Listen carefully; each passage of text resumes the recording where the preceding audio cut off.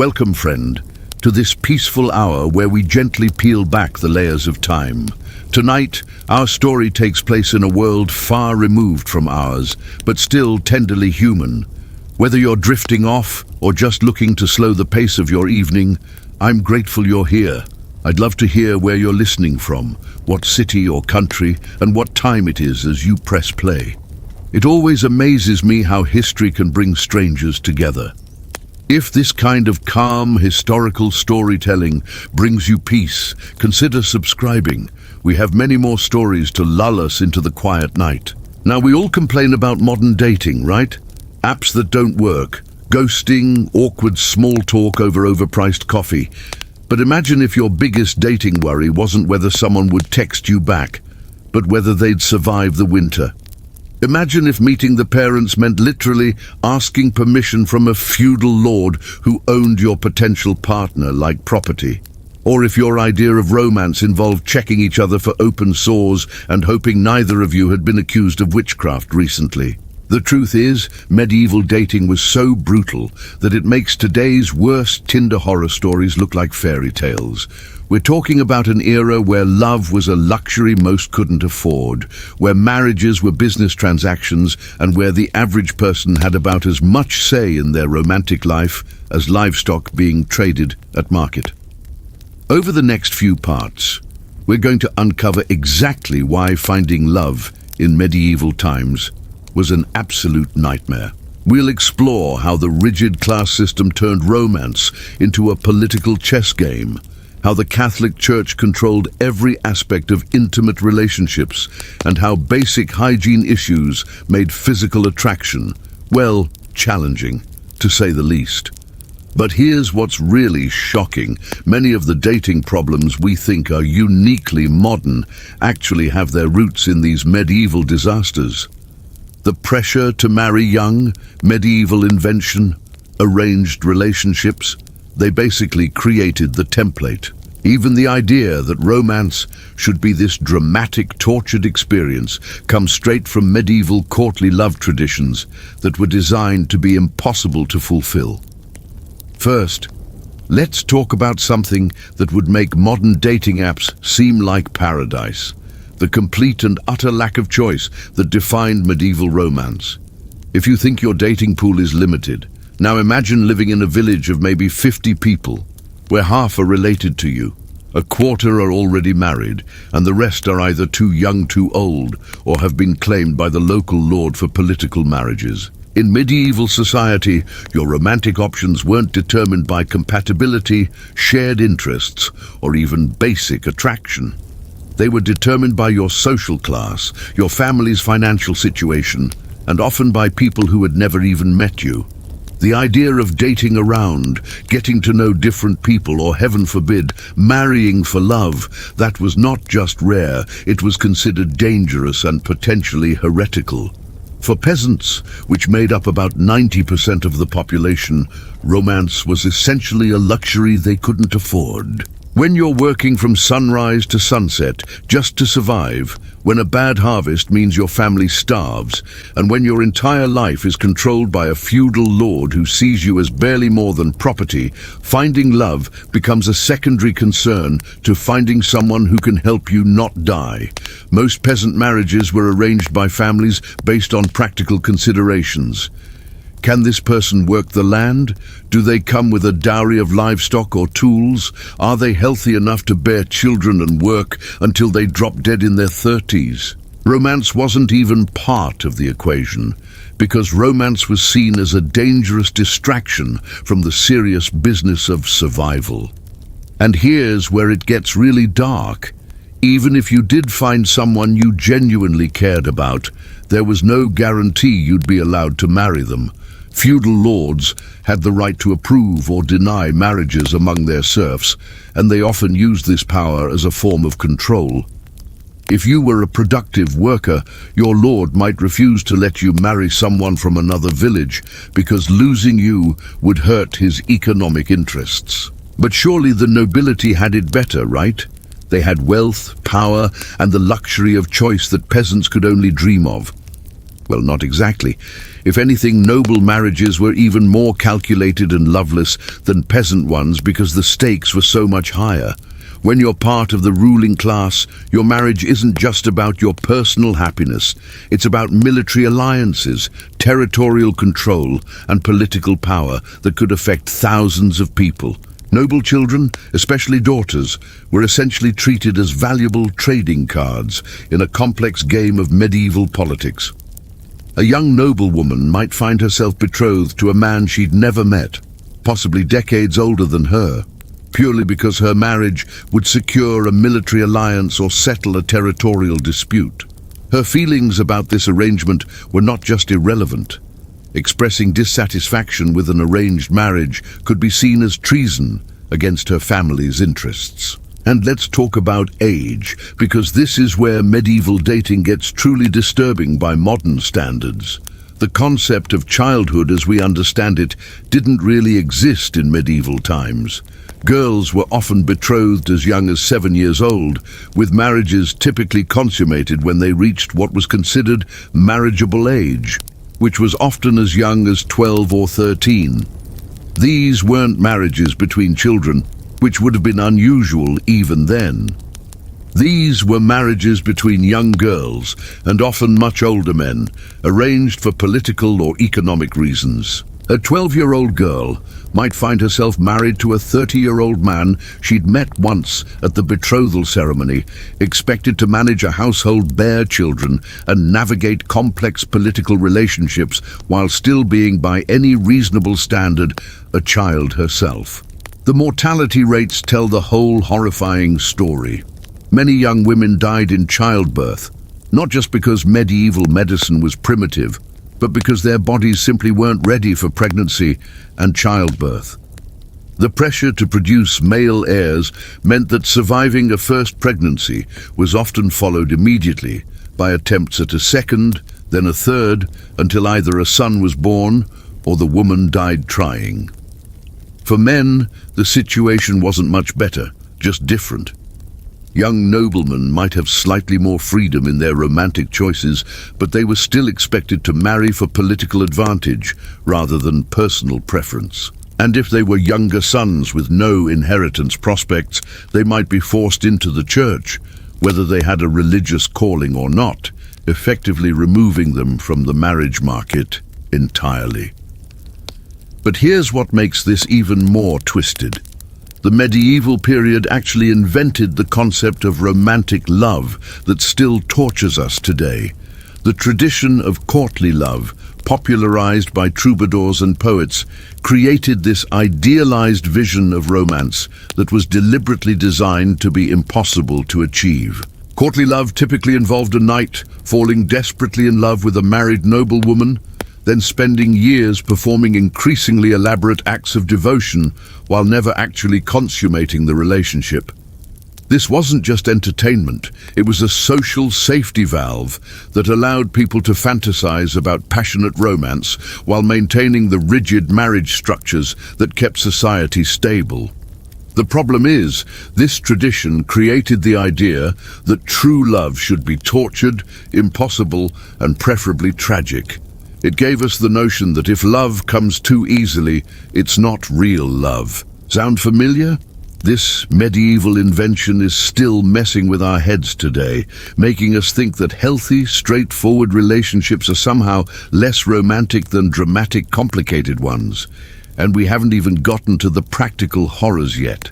Imagine trying to be romantic in a world where most people had never brushed their teeth, where bathing was considered potentially dangerous to your health, and where the average person's idea of perfume was rubbing themselves with herbs to mask the smell of months without washing. Physical attraction, which we take for granted as a basic component of romance, was complicated by the simple fact that most people looked and smelled absolutely terrible by modern standards.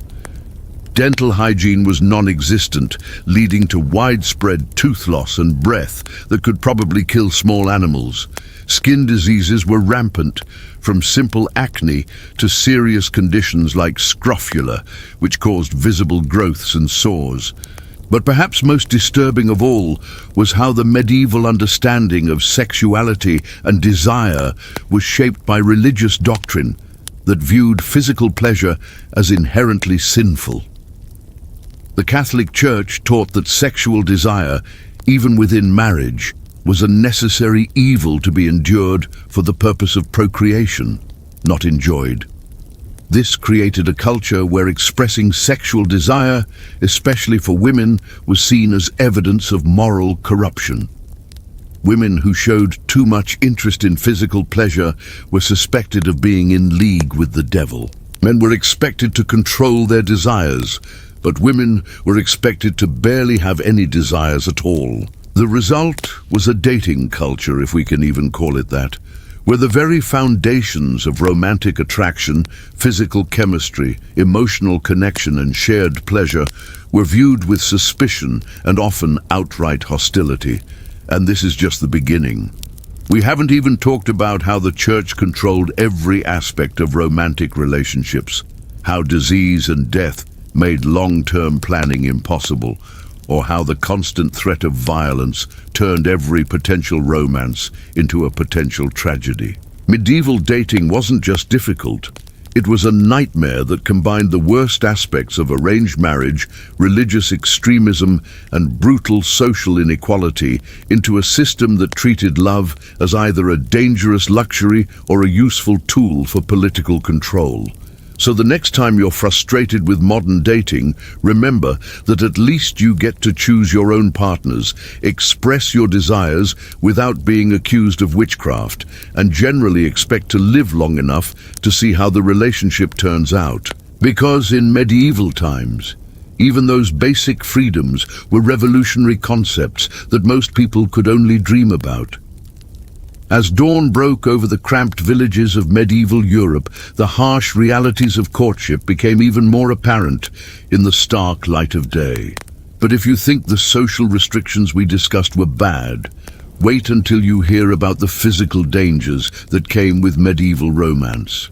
Because in a world without modern medicine or basic hygiene, even holding hands could literally be a matter of life and death. Picture this. You're a young peasant woman, maybe 15 years old, and you've somehow managed to catch the eye of a local farmer's son. Your families have agreed to let you walk together after church on Sundays, always under the watchful gaze of your mother or aunt, of course. But as you stroll through the village, you're not just navigating the rocky path between the thatched cottages. You're walking through a minefield of disease, filth and physical dangers that would make modern dating apps seem like a luxury spa experience. The streets beneath your feet aren't paved with cobblestones or even packed dirt. They're flowing rivers of human and animal waste, rotting food scraps, and God knows what else. The smell alone would knock a modern person unconscious. Pigs roam freely, rooting through garbage and relieving themselves wherever they please. Chickens scatter underfoot, leaving their own contributions to the aromatic symphony. And in the summer heat, the stench becomes so overwhelming that people regularly faint just from walking outside. But the smell is the least of your worries. Every step you take is potentially exposing you to deadly diseases that we've completely forgotten about today. Cholera lurks in the contaminated water wells. Dysentery spreads through the poorly prepared food, and typhoid fever can strike anyone, anywhere, at any time. The Black Death might have been the most famous killer of the medieval period, but it was just one player in a whole orchestra of diseases that could end your romantic dreams permanently. Now, imagine trying to have an intimate conversation with your potential suitor while navigating this biological wasteland. You can't exactly lean in close for a romantic whisper when the person next to you might be carrying any number of infectious diseases, and forget about that cute habit of sharing food or drinks. In medieval times, sharing a cup of ale with your beloved wasn't romantic, it was Russian roulette. The lack of basic dental hygiene meant that getting close enough for a kiss was an assault on all your senses.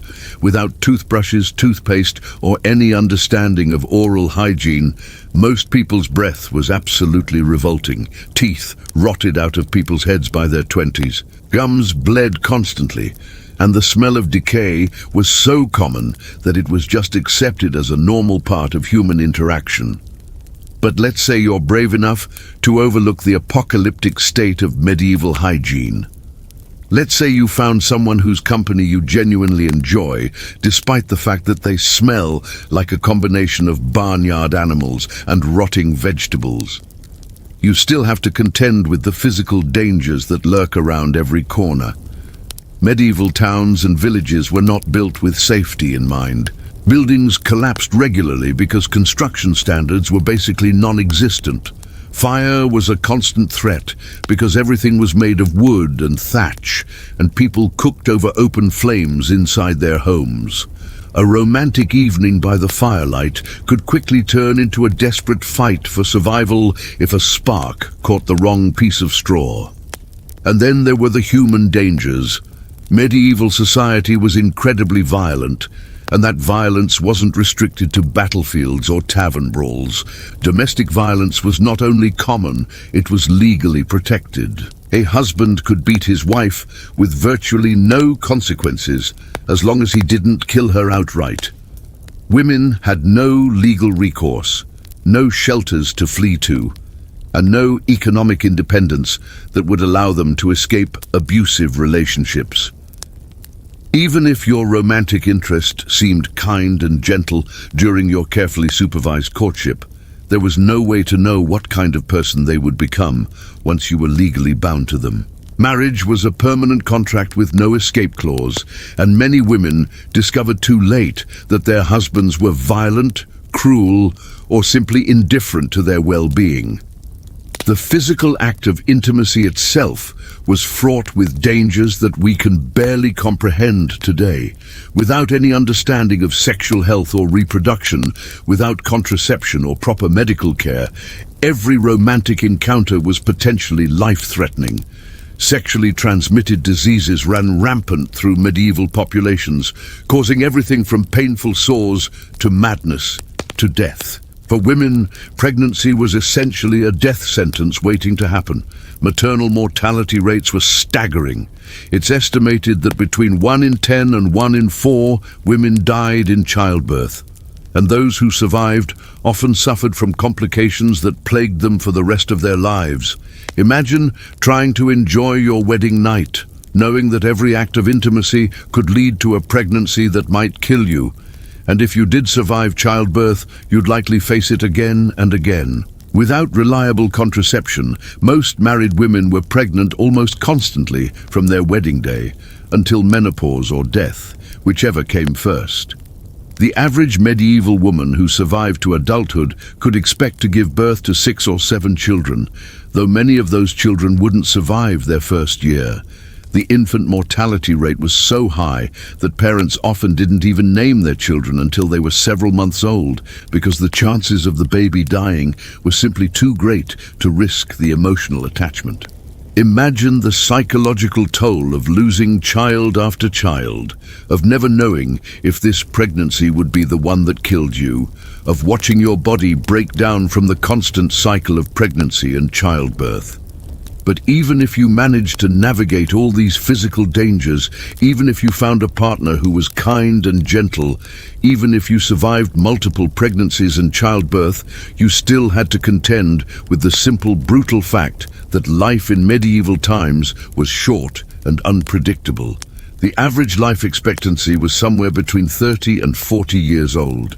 This wasn't because people aged faster, but because so many died young from disease, violence, or accidents that it dragged down the average.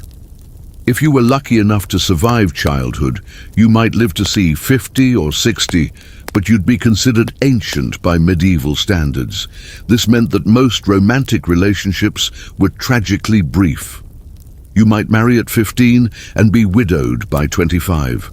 you might finally find true love, only to watch your partner waste away from a disease that would be easily treatable today. The constant presence of death casts a shadow over every relationship, every moment of happiness.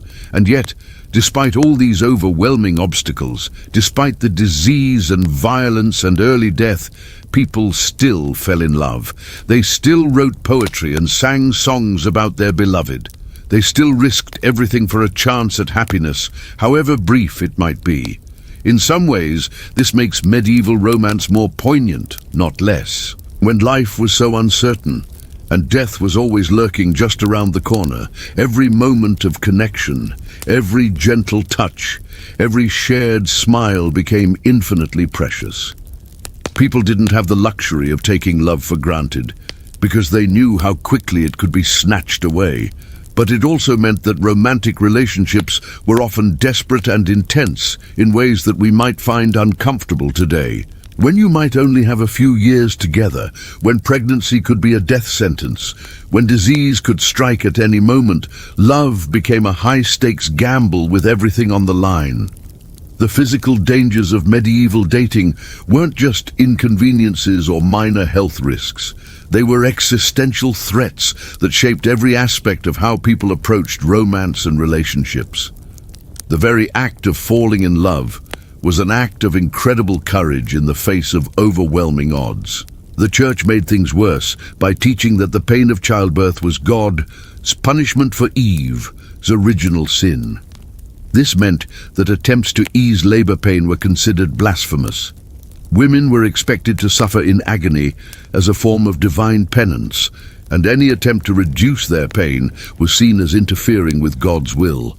But let's say you survived courtship, avoided disease, and made it through pregnancy alive. The actual structure of medieval marriage was designed to crush any possibility of genuine love or partnership. Marriage wasn't about two people choosing each other. It was a business transaction between families, with the bride as the commodity being traded. Fathers would negotiate bride prices and dowries like they were selling livestock. The bride herself had no say in the matter. She might meet her husband for the first time on her wedding day, or worse, she might be married to a man she found repulsive or terrifying. Her feelings, her desires, her hopes for the future were completely irrelevant. The age at which these marriage negotiations began was particularly horrifying. Girls as young as 7 years old could be betrothed, and marriages were often consummated when the bride reached 12 or 13. These weren't marriages between children and other children. These were often arrangements between young girls and much older men, sometimes men old enough to be their grandfathers. Consider the case of Margaret Beaufort, who was married for the first time at age 6. She was widowed at age 7, remarried at age 9, and gave birth to her only child, the future King Henry VII, when she was just 13 years old. The traumatic birth left her unable to have more children and caused lifelong health problems. This wasn't unusual. This was a normal experience for noble women. For peasant women, the situation was different, but no less awful. While they might have slightly more say in their marriages, their options were still severely limited by economic necessity and social pressure. A peasant woman who remained unmarried was essentially condemned to a life of poverty and vulnerability. She had no legal rights, no means of supporting herself, and no protection from violence or exploitation. The economic realities of medieval life meant that marriages were primarily about survival rather than love. Families needed to pool resources to have any hope of making it through famines, diseases, and the constant threat of violence. Romance was a luxury that most people simply couldn't afford. Even among the nobility, where there was theoretically more freedom and resources, the political implications of marriage made genuine love nearly impossible.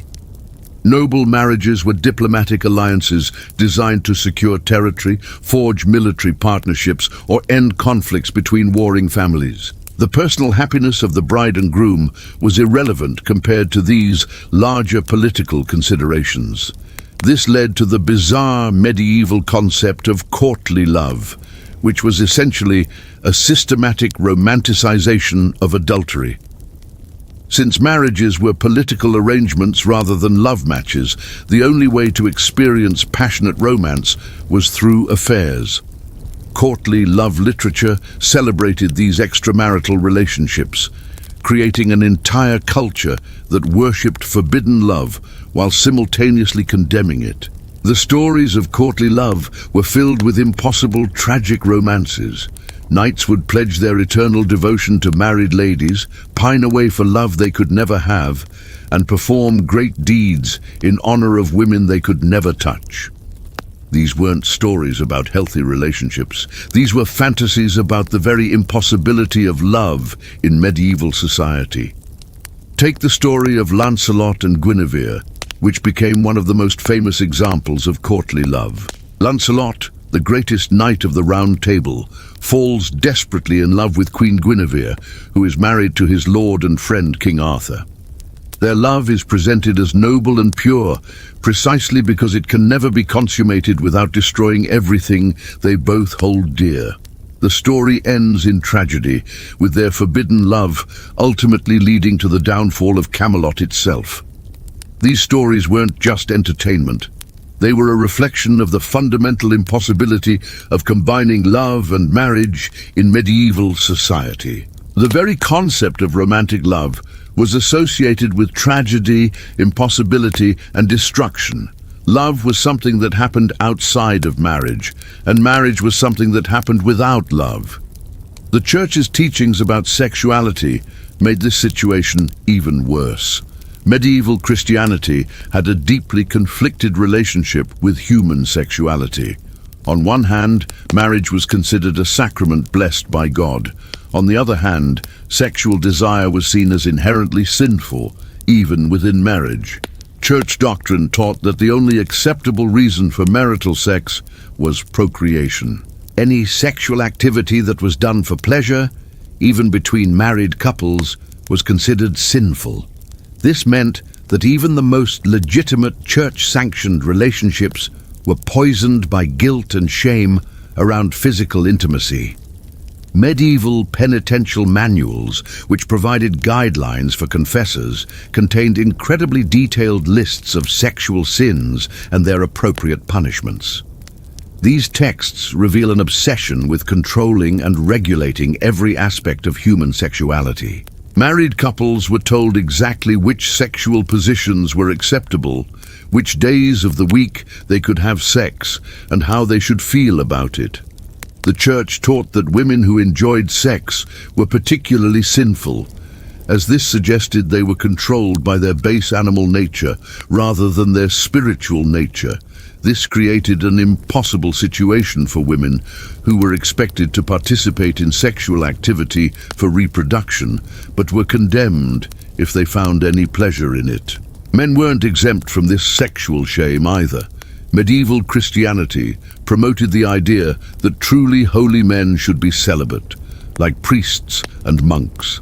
This meant that even married men were seen as spiritually inferior to those who had renounced sexual activity entirely. Marriage was presented as a kind of spiritual compromise for those who were too weak to achieve true holiness. This toxic approach to sexuality had devastating effects on medieval relationships. Couples were taught to approach physical intimacy with shame and guilt rather than joy and connection. The Church's obsession with sexual purity created a culture where natural human desires were seen as evidence of moral failure. The legal status of women in medieval society made genuine partnership between spouses virtually impossible. Under medieval law, women were essentially property. First, they belonged to their fathers, then to their husbands.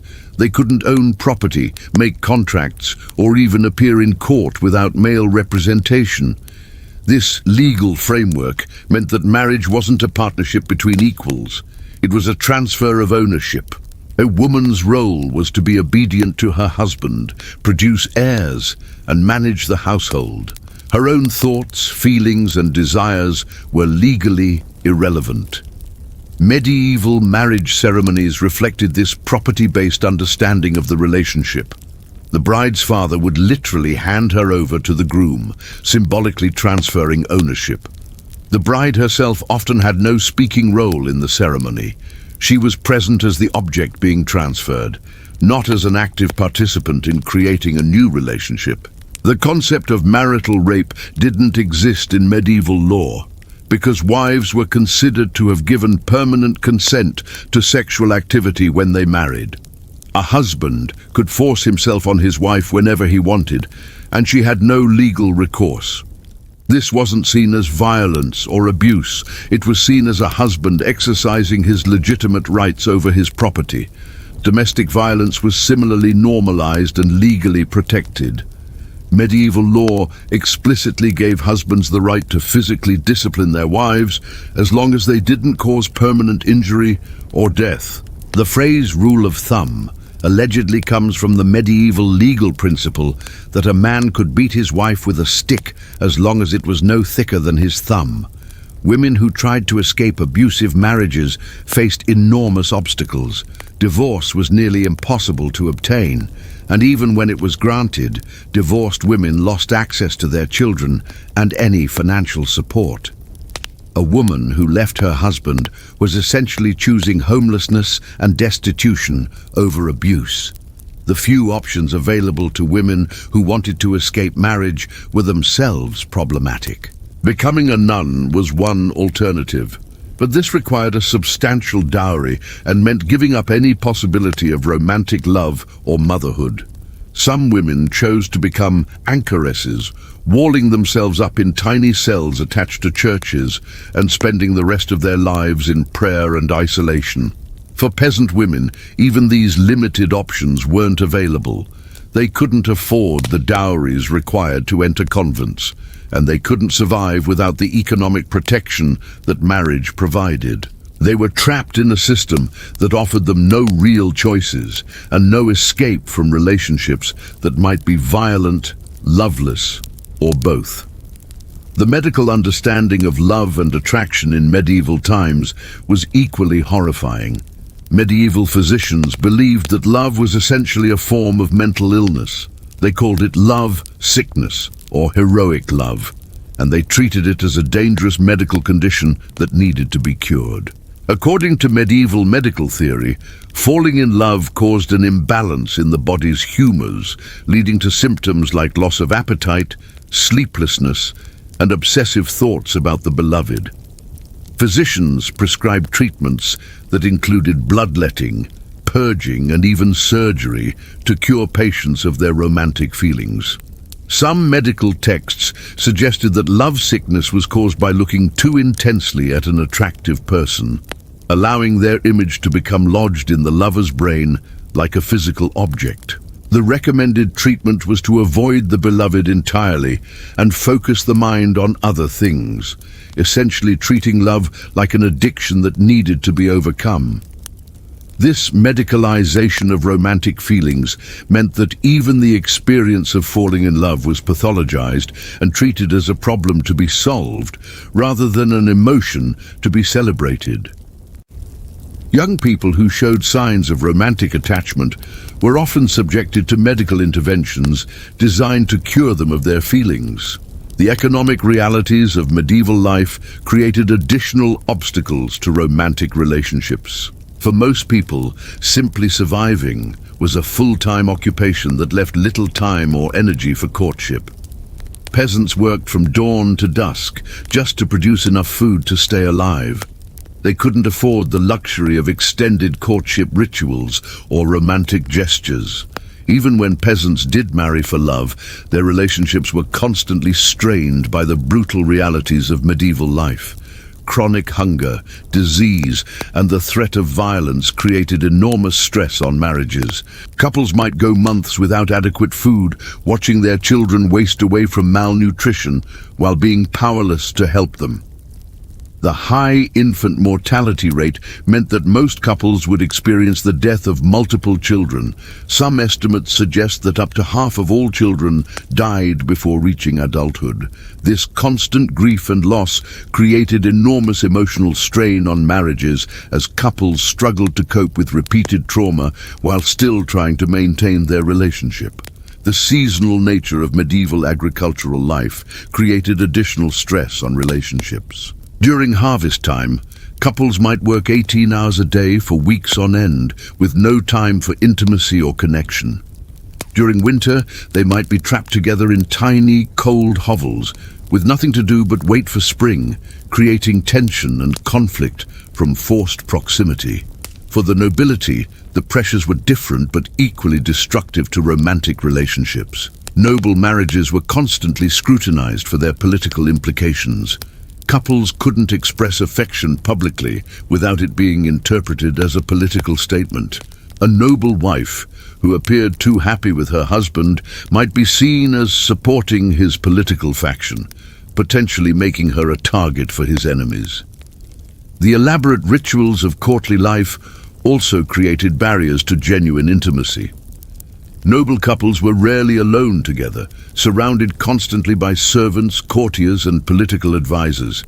Even their most private moments were subject to political interpretation and social scrutiny. The concept of romantic love, as we understand it today, simply didn't exist in medieval society. The idea that marriage should be based on mutual affection, shared interests, and emotional compatibility was completely foreign. Marriage was about duty, survival, and political alliance.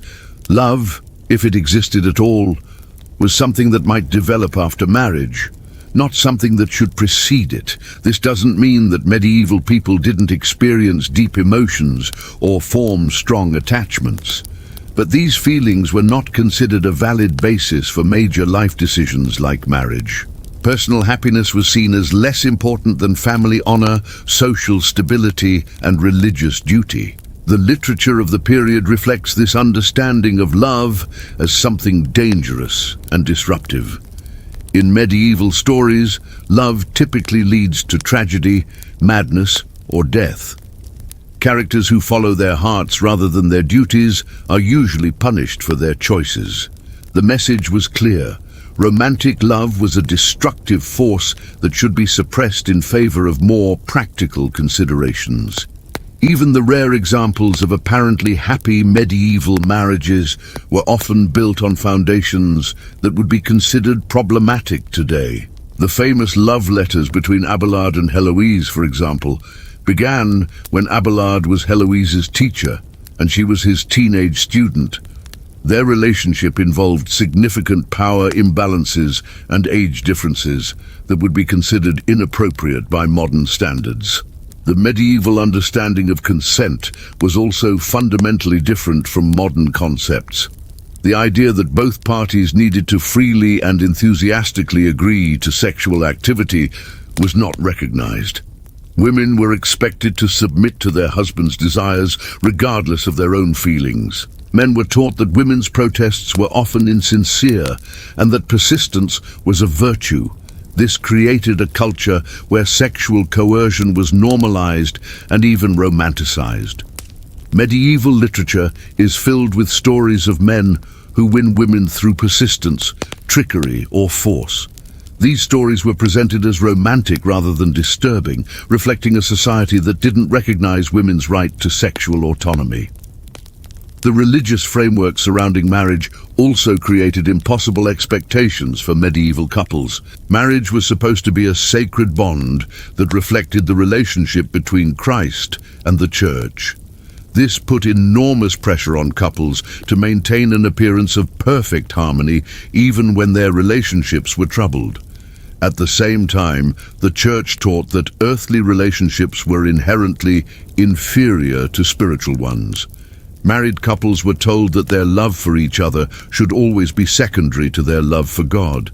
This created a built-in hierarchy that undermined the foundation of their relationships. The Church's emphasis on the afterlife also affected how people approached their marriages. Since earthly life was seen as temporary and relatively unimportant compared to eternal salvation, there was less incentive to work on improving relationships or resolving conflicts. Suffering in marriage was often seen as spiritually beneficial, a form of penance that would be rewarded in heaven. Medieval society's obsession with social hierarchy created additional barriers to romantic relationships. People were expected to marry within their social class, and relationships that crossed class boundaries were heavily discouraged or forbidden. This severely limited the pool of potential partners and often forced people into incompatible matches. Even within the same social class, families were concerned with maintaining or improving their status through marriage. This meant that personal compatibility was less important than factors like wealth, land ownership, and family connections. A couple might be perfectly suited to each other emotionally, but forbidden to marry because their union wouldn't advance their family's interests. The elaborate rules governing courtship and marriage also made it difficult for people to get to know each other before committing to a lifetime together. Unmarried men and women were rarely allowed to spend time alone together, and their interactions were heavily supervised and regulated.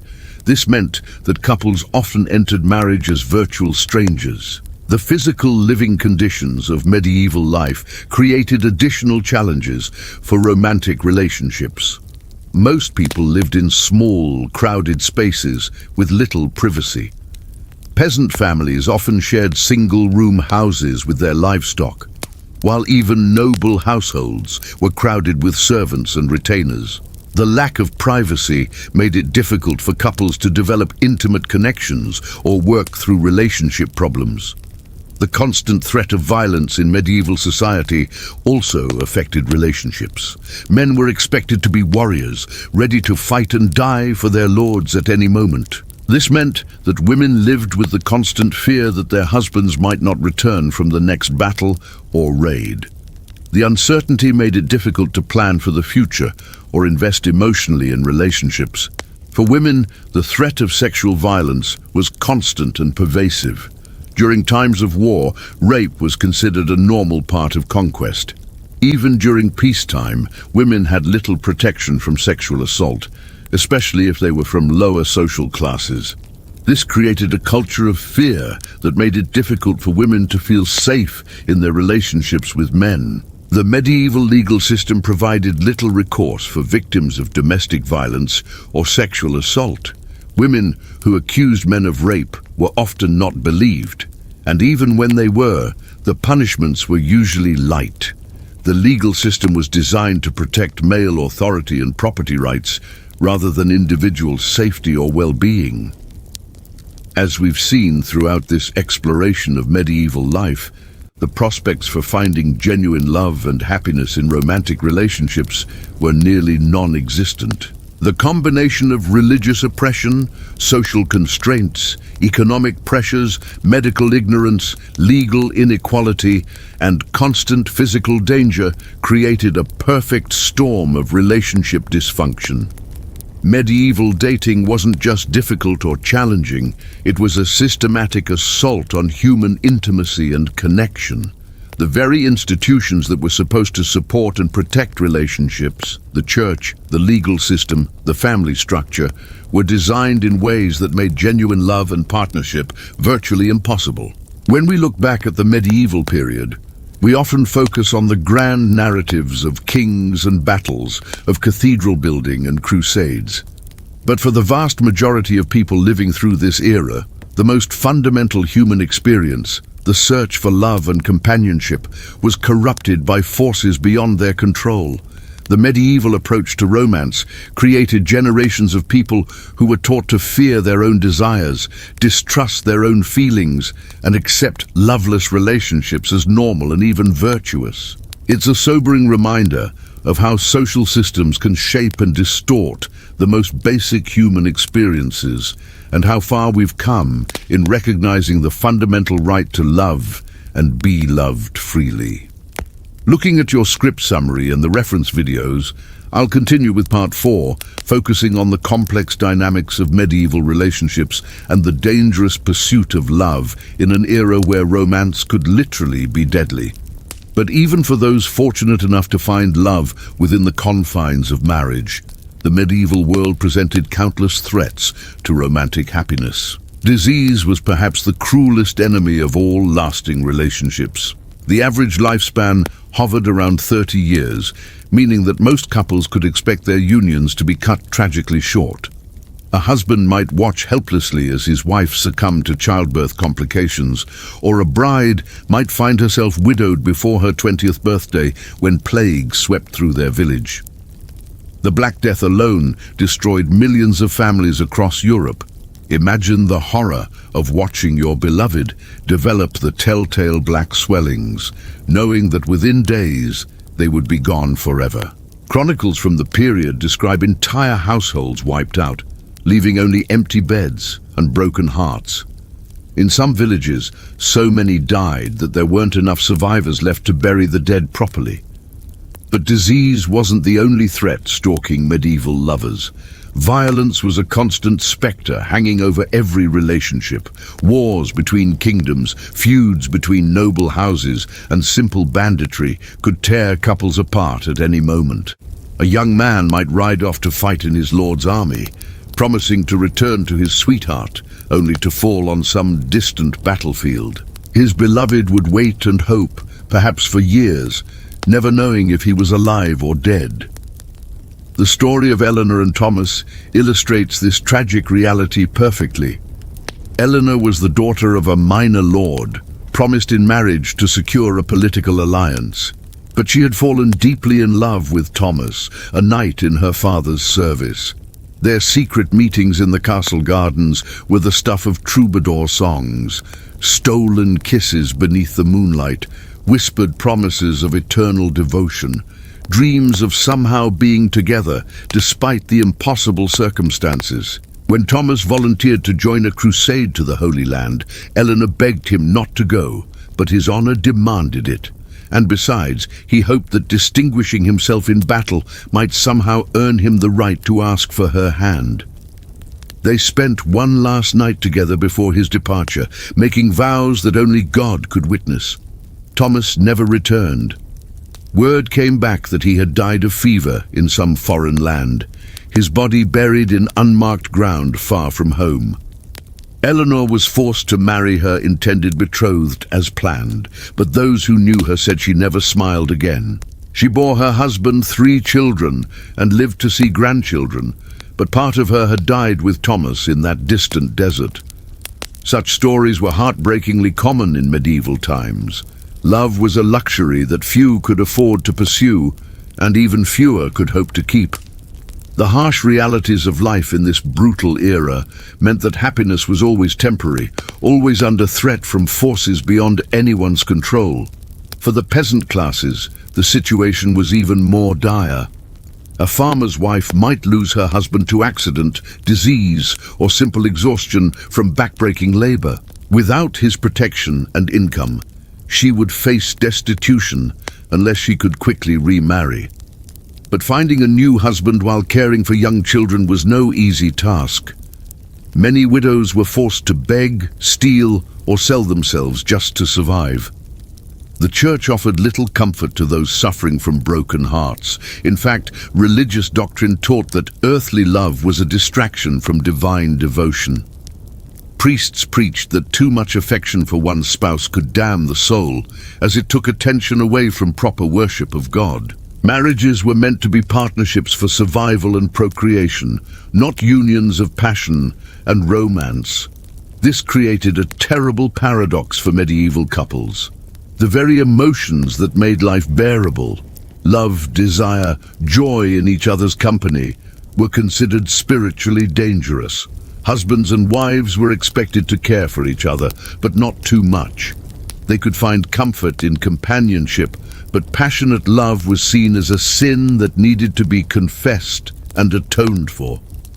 The troubadour tradition of courtly love only made things worse for actual married couples. These elaborate fantasies of noble knights wooing unattainable ladies created impossible standards for real relationships. How could an exhausted farmer competing with ploughing fields measure up to the romantic ideals sung about in great halls? How could his wife, worn down by childbirth and endless labor, feel beautiful when compared to the ethereal maidens of poetry? The gap between romantic fantasy and harsh reality was enormous. While minstrels sang of eternal devotion and pure love, actual couples struggled just to keep their families fed and alive. Romance was a privilege of the wealthy and idle, not something ordinary people could afford to indulge in. Even physical intimacy was fraught with danger and shame. The church taught that sexual desire, even between married couples, was inherently sinful. Intercourse was only permissible for procreation, and even then it should be approached with reluctance and minimal pleasure. Couples were forbidden from intimacy during Lent, Advent, feast days, fast days, Sundays, Wednesdays, Fridays, and Saturdays. When you calculated all the prohibited times, married couples were only supposed to be intimate for about 40 days per year. But perhaps most tragically of all, the constant threat of death meant that opening one's heart to love also meant accepting inevitable, devastating loss. In a world where children regularly died before their 5th birthday, where plague could strike without warning, where violence lurked around every corner, loving someone deeply was an act of extraordinary courage. Medieval people learned to guard their hearts out of necessity. Getting too attached to anyone, spouse, child, parent, friend, was a recipe for unbearable grief. Yet somehow, despite all these obstacles and dangers, love persisted. People continued to fall for each other, to risk everything for stolen moments of happiness, to build lives together, knowing how fragile and temporary they might be. The letters and poems that survive from this period reveal the same longing, passion, and heartbreak that humans have always experienced. A merchant writing to his wife during a long journey, a mother mourning a child lost to fever, a young couple planning their future together. Their words echo across the centuries, reminding us that beneath all the harsh realities of medieval life beat hearts that are loved just as deeply as our own. As we reflect on these long-ago lovers, separated by death, duty, and circumstance, we can appreciate how fortunate we are to live in an age where love has a real chance to flourish, where medical care can extend our time together, where communication can bridge any distance, where we're free to choose our own partners and follow our hearts. The medieval world was indeed a nightmare for those seeking love. But their courage in loving anyway, despite impossible odds, perhaps makes their stories all the more beautiful and heartbreaking. Looking at the reference materials and your script summary, I'll continue the medieval dating narrative with Part 5, focusing on the brutal realities of courtship and marriage in this harsh era. Yet even as love struggled to survive amid such brutality, the very act of courtship itself presented dangers that modern romantics could scarcely imagine. For in medieval times, the simple pursuit of affection could lead to violence, scandal, or even death. Consider the treacherous world of medieval matchmaking, where marriages were arranged like military alliances and courtship was a battlefield of competing interests.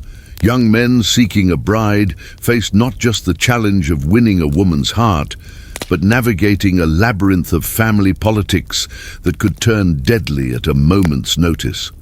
A poorly chosen romantic gesture or an unauthorized advance could spark blood feuds that lasted generations. The story of Thomas Dash illustrates these perils perfectly. A minor knight's son in 14th century England, Thomas fell deeply in love with Margaret, the daughter of a rival family. Their secret courtship seemed innocent enough. Stolen glances across the manor hall, whispered conversations in shadowed alcoves, the exchange of small tokens of affection. But when Margaret's father discovered their romance, he flew into a murderous rage. To him, his daughter's heart was not her own to give, but a valuable commodity to be traded for political advantage. Thomas had committed an unforgivable sin, attempting to steal what rightfully belonged to another man's negotiations. The enraged father challenged Thomas to single combat, and in the brutal melee that followed, both men lay dying in the mud, their blood mingling with the autumn rain. Margaret, the object of their affection, was married off within the month to a man 3 times her age, her own desires as irrelevant as morning mist. Such tragedies were commonplace in an era where love was viewed as a dangerous disruption to carefully laid plans. Young people learned early that their hearts were not their own, that romantic feelings were luxuries the practical world could not afford. The very language of medieval courtship reflected this harsh reality. A man did not woo a woman, he negotiated for her. Parents did not consider their children's happiness, they calculated dowries and bloodlines. Even when families approved of a match, the actual process of medieval courtship was fraught with peculiar dangers and bizarre customs that seem almost comical today, yet were deadly serious then. Take the practice of bundling, common in colder regions, where courting couples were encouraged to share a bed while fully clothed, sometimes with a wooden board placed between them. The theory was that this allowed intimate conversation while preserving virtue, but in practice it led to countless scandals, unwanted pregnancies and shotgun weddings that began in resentment rather than love. The medieval obsession with virginity created its own nightmarish complications for young lovers. Women lived under constant surveillance, their every move scrutinized for signs of impropriety. A simple conversation with a man could ruin a woman's reputation forever, while actual physical intimacy before marriage could result in public shaming, exile, or worse. The pressure was so intense that some women resorted to dangerous herbal concoctions or primitive surgical procedures to fake their virginity on their wedding night, risking death from infection or poisoning. Men faced their own brutal expectations. They were required to prove their worthiness through displays of martial prowess that often ended in crippling injury or death. Tournaments, supposedly chivalrous affairs, were in reality blood-soaked spectacles where young knights died trying to impress their beloveds. The romantic ideal of the knight-errant wandering the land in search of adventure to prove his love was built on a foundation of very real corpses. The economic realities of medieval marriage added another layer of cruelty to romantic pursuits. Love matches were seen as selfish indulgences that weakened family fortunes and destabilized social order. A peasant who married for love might find himself cast out by his lord, left to starve with his beloved. A noble who defied his family's wishes could be disinherited, stripped of lands and title, reduced to beggary overnight. The church, supposedly the guardian of marriage as a sacred institution, often made courtship even more treacherous with its labyrinthine rules about who could marry whom. Complex laws governing blood relations meant that couples might discover, sometimes years into their relationship, that they were too closely related to wed. The dispensations required to overcome such obstacles were expensive and time-consuming, available only to the wealthy and well-connected. Religious festivals, ostensibly times of joy and celebration, became hunting grounds for predatory men seeking to exploit the temporary relaxation of social boundaries. Young women attending church gatherings or village fairs faced constant threats of assault or abduction. Many families kept their daughters virtually imprisoned during such events, viewing the risk of social interaction as simply too great. Even successful courtships that led to approved marriages were shadowed by the grim statistics of medieval life. The bride and groom exchanging vows could reasonably expect that one of them would be dead within a decade, victim of disease, childbirth complications, or violence. Wedding celebrations had an undertone of desperate urgency, as if the participants knew they were racing against time itself. The wedding night, supposedly the culmination of courtship, was often a traumatic ordeal, especially for young brides who might be completely ignorant of what awaited them. In an age without effective contraception, pregnancy was almost inevitable, and with it came a terrifying mortality rate. For many women, marriage was quite literally a death sentence delivered with flowers and music. Those who survived the early years of marriage found that medieval domestic life offered little respite from danger. Domestic violence was not just tolerated, but legally sanctioned. Husbands had the right to chastise their wives with physical force, and the line between discipline and abuse was drawn by the husband alone. Women who complained too loudly about their treatment might find themselves accused of witchcraft or adultery, charges that could result in execution. The isolation of medieval households meant that abused spouses had little recourse and nowhere to flee. Extended family members were often more concerned with maintaining family honor than protecting vulnerable relatives. The church preached submission and endurance, offering the cold comfort that suffering in this life would be rewarded in the next. Children born of these troubled unions faced their own romantic doom. Raised in households where love was rare and violence common, they learned early that relationships were about power and survival rather than affection and companionship. The cycle of loveless, brutal marriages perpetuated itself generation after generation, creating a society where genuine intimacy was almost impossible to achieve. Yet perhaps most tragically of all, there were those who did find true love in this harsh world, only to watch helplessly as circumstances beyond their control tore them apart. Star-crossed lovers separated by war, plague, or family feuds became the stuff of legend precisely because their stories resonated with so many who had experienced similar heartbreak.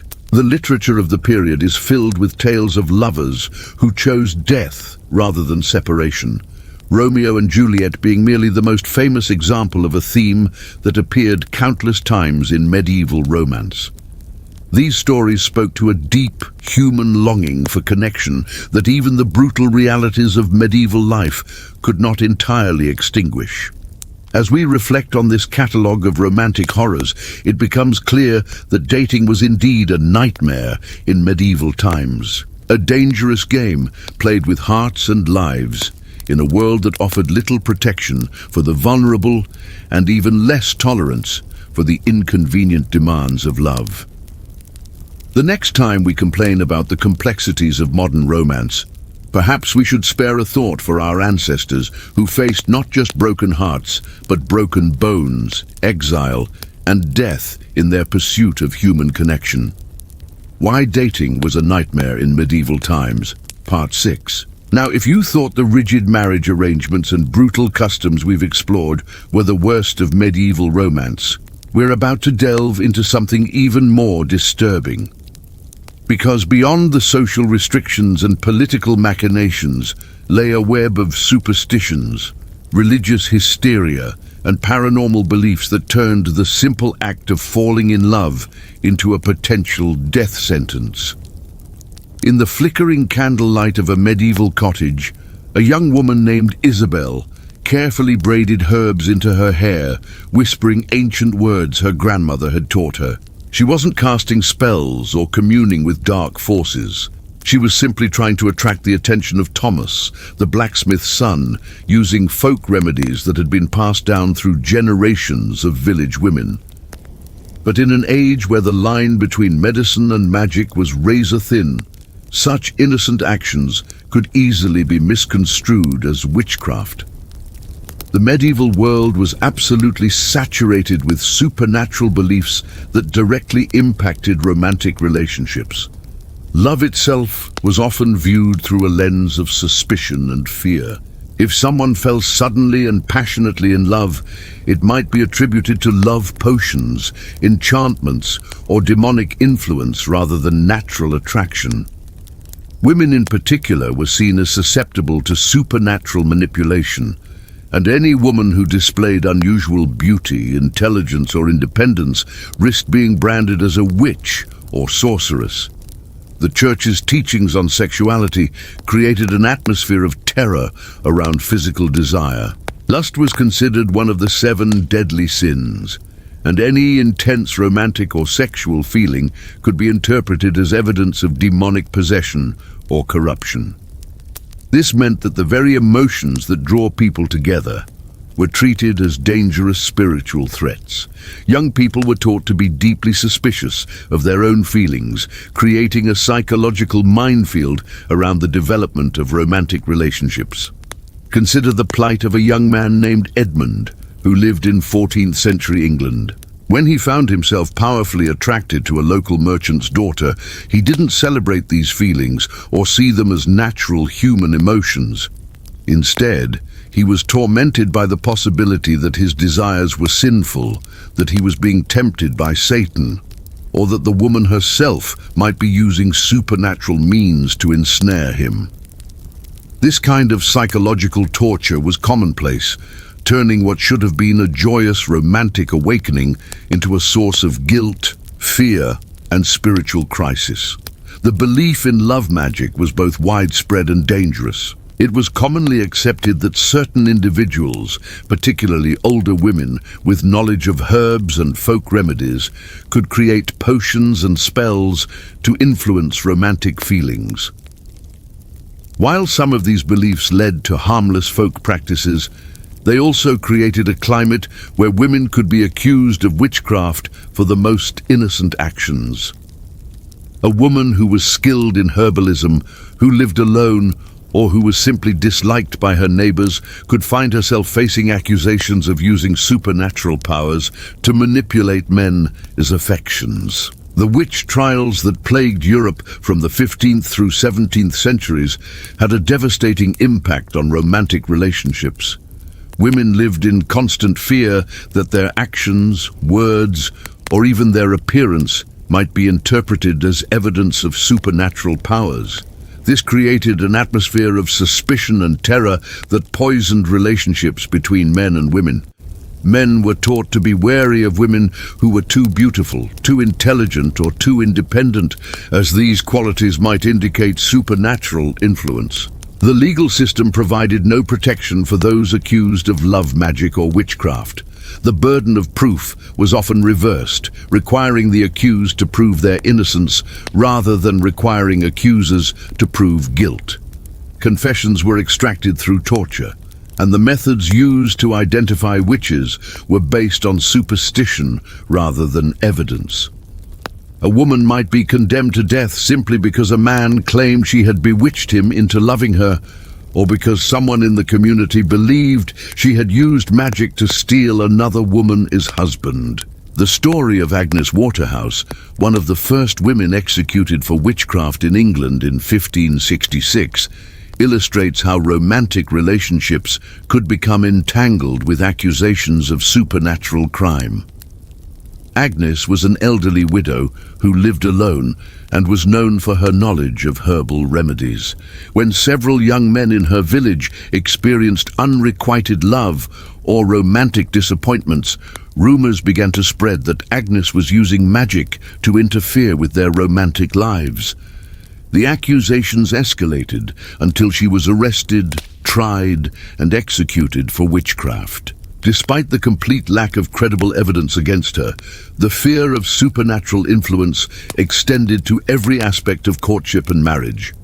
Wedding ceremonies included numerous rituals and protections designed to ward off evil spirits and malicious magic. Brides wore specific colors, carried particular herbs, or performed certain actions to protect themselves from supernatural interference. The wedding night itself was surrounded by superstitions and protective rituals, as it was believed to be a particularly vulnerable time when evil forces might try to curse the union or prevent consummation. Even the simple act of gift-giving between lovers was fraught with supernatural implications. A ring, a lock of hair, or a pressed flower could be interpreted as a magical charm or a component in a love spell. Young people had to be extremely careful about what they gave to or received from romantic interests, as innocent tokens of affection could later be used as evidence of witchcraft if the relationship went sour or if someone wanted to make accusations. The belief in the evil eye added another layer of danger to romantic relationships. It was widely believed that certain individuals could curse others simply by looking at them with malicious intent. This meant that jealous rivals, disappointed suitors, or disapproving family members could be blamed for romantic misfortunes through supernatural means. If a couple experienced problems in their relationship, if a pregnancy ended in miscarriage, or if one partner fell ill, it might be attributed to the evil eye rather than natural causes. The concept of demonic possession also impacted romantic relationships in terrifying ways. Young women who displayed unusual behavior, particularly if it involved rejecting arranged marriages or expressing strong romantic preferences, might be accused of being possessed by demons. The treatments for such possession were brutal and often fatal, involving exorcisms, beatings, starvation, and other forms of torture designed to drive out the supposed evil spirits. Religious authorities actively promoted these supernatural fears as a way of controlling romantic and sexual behavior by teaching people to be suspicious of their own emotions and to fear supernatural influence in their relationships. The church maintained strict control over courtship and marriage practices. Young people were discouraged from following their hearts or making independent romantic choices, as such actions might be evidence of supernatural manipulation. The intersection of medicine and magic created additional dangers for those seeking help with romantic problems. Herbalists, midwives, and folk healers who provided remedies for lovesickness, infertility, or other romantic difficulties were particularly vulnerable to accusations of witchcraft. Even physicians and learned men could find themselves accused of using supernatural means if their treatments were too successful or if they were associated with romantic scandals. The psychological impact of living under such superstitious terror cannot be overstated. Young people grew up believing that their most natural and fundamental emotions were potentially dangerous, that expressions of love might be evidence of supernatural corruption, and that romantic relationships were constantly threatened by invisible, malevolent forces. This created a culture of fear and suspicion that made genuine intimacy and trust nearly impossible to achieve. The documentation from medieval and early modern court records reveals the devastating human cost of these supernatural beliefs. Countless women were tortured and executed on charges related to love magic or romantic witchcraft. Families were torn apart by accusations and suspicions. Communities were divided by fear and paranoia. The very bonds that should have brought people together became sources of danger and terror. The irony is that many of the practices condemned as supernatural were actually based on genuine knowledge of herbs, psychology, and human behavior. Women who understood how to use certain plants to improve health, who could read people's emotions and provide good advice, or who simply had the confidence to live independently, were often the ones accused of witchcraft. The systematic persecution of such women represented not just an attack on individuals, but a broader assault on female knowledge and autonomy. The belief in supernatural influence also served as a convenient excuse for men who wanted to escape responsibility for their romantic choices. A man who abandoned his wife for another woman could claim he had been bewitched. A nobleman who broke an engagement could argue that he had been under supernatural influence. These accusations allowed men to avoid the social and legal consequences of their actions, while simultaneously destroying the lives of the women they blamed. The fear of love magic extended even to the highest levels of society. Royal marriages were surrounded by elaborate protective rituals, and court physicians were constantly on guard against supernatural threats to royal romantic relationships. Kings and queens employed specialists in counter-magic to protect against romantic curses, and political enemies might be accused of using supernatural means to interfere with royal marriages or fertility.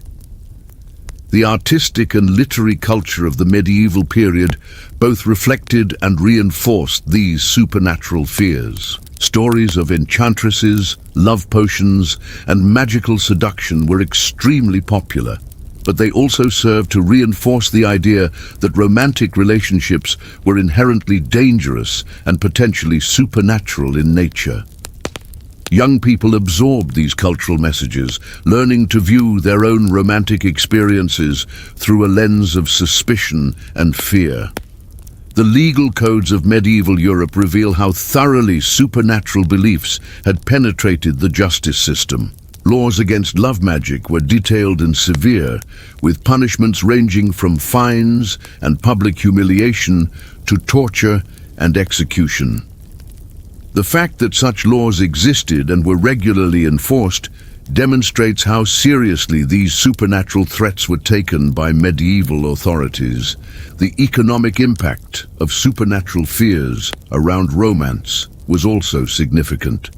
Families might spend considerable resources on protective charms, counterspells, and other supernatural defenses for their children's romantic relationships. The fear of magical interference could disrupt trade relationships, political alliances, and social connections, as people became suspicious of anyone who might have supernatural motivations for their romantic advice or interference.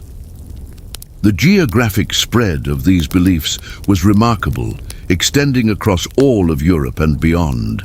While specific practices and beliefs varied from region to region, the underlying fear of supernatural influence in romantic relationships was virtually universal. This suggests that these beliefs served important social and psychological functions, even as they caused tremendous suffering and injustice. As we reflect on this dark chapter in the history of human relationships, we see how the combination of ignorance, fear, and social control created a perfect storm of terror around the most basic human emotions. The medieval period's supernatural beliefs about love and romance represent perhaps the most extreme example in human history of how society can turn the natural desire for connection and intimacy into a source of mortal danger. The legacy of these beliefs extended far beyond the medieval period, influencing attitudes toward women, sexuality, and romantic relationships for centuries to come. The witch trials of the early modern period, the persecution of women healers and midwives, and the broader cultural suspicion of female independence all had their roots in the medieval period as supernatural fears around romance and sexuality. In examining this aspect of medieval romantic life, we gain insight not just into the past, but into the ongoing human tendency to fear and demonize what we don't understand. The medieval period's supernatural beliefs about love remind us of how dangerous it can be when ignorance and fear are allowed to override reason and compassion, and how the most beautiful aspects of human experience can be twisted into sources of terror and persecution. The young woman, Isabel, with whom we began this exploration, might have lived her entire life in fear that her innocent attempts to attract love would be misinterpreted as witchcraft. In a world where even the most natural human desires were viewed with supernatural suspicion, the simple act of falling in love became not just a personal risk, but a potential death sentence. This represents perhaps the cruelest irony of medieval romantic life, that the very emotions that make us most human were treated as evidence of inhuman corruption. Here's part 7 of why dating was a nightmare in medieval times. But perhaps the cruelest twist of fate for medieval lovers was how death itself seemed to lurk around every romantic corner. In an age where life expectancy barely reached 30 for the common folk, finding love was often a race against time itself. Young women who managed to catch the eye of a suitor faced the terrifying prospect of childbirth, which killed more mothers than any battlefield claimed soldiers. The crude understanding of anatomy and complete absence of sterile birthing practices meant that bringing forth the fruit of love often became a death sentence.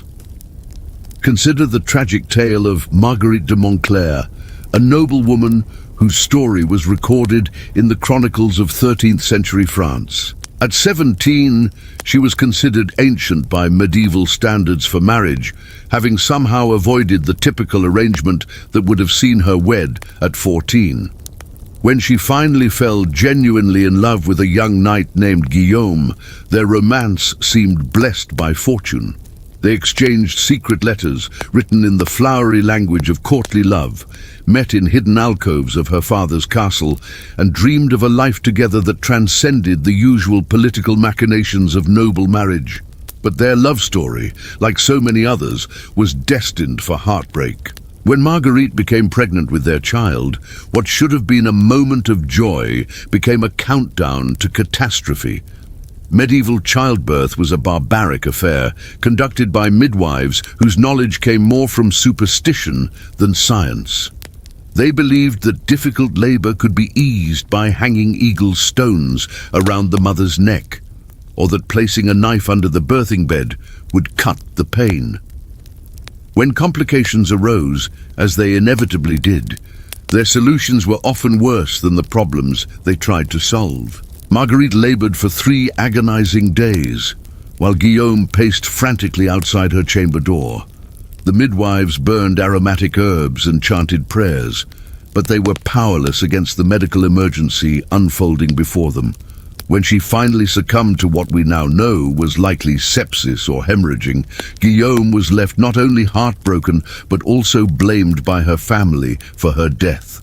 In their grief and rage, they accused him of bewitching their daughter, of leading her astray with unholy desires that God had punished with death. This wasn't an isolated tragedy, but rather the grim reality for countless medieval couples. Even if lovers managed to navigate the treacherous waters of social expectations, religious restrictions, and family politics, they still had to contend with the simple biological fact that love in the Middle Ages was often cut short by death. Infectious diseases swept through communities with terrifying regularity, claiming young and old alike. The Black Death alone killed an estimated 1/3 of Europe's population in the 14th century, leaving behind countless widows and widowers who had barely begun their lives together. The constant presence of death created a peculiar intensity to medieval romance. Lovers couldn't afford the luxury of long courtships or gradual emotional development. When life could end at any moment from plague, injury, or childbirth, every stolen kiss carried the weight of potential finality. This urgency infused medieval love poetry with a desperate quality that modern readers often find both beautiful and heartbreaking. The famous troubadour songs of unrequited love weren't just artistic conceits, but reflections of a world where love was frequently interrupted by the grave. But death wasn't the only spectre haunting medieval romance. The very act of falling in love was considered dangerous to one's spiritual well-being. The medieval church taught that passionate love was a form of spiritual sickness that could lead the soul astray from its proper devotion to God. This created an impossible paradox for young people whose hearts naturally yearned for connection and intimacy. They were told that the very feelings that made them most human were also the feelings most likely to damn them for eternity. The concept of romantic love as a positive force was so foreign to medieval thinking that when it began to emerge in the 12th century through the literature of courtly love, it was revolutionary and dangerous. The idea that a man might worship a woman with the same fervor typically reserved for the Virgin Mary was scandalous. The notion that sexual desire could be ennobling rather than degrading challenged the fundamental assumptions of medieval Christianity. Yet even this supposedly elevated form of love was fraught with peril, as it was typically adulterous in nature, celebrated the suffering of unfulfilled desire, and often ended in tragedy.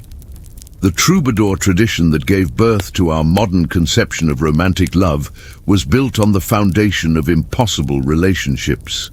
The knight who loved his lord's wife, the lady who pined for a man she could never marry, the young lovers separated by class or circumstance.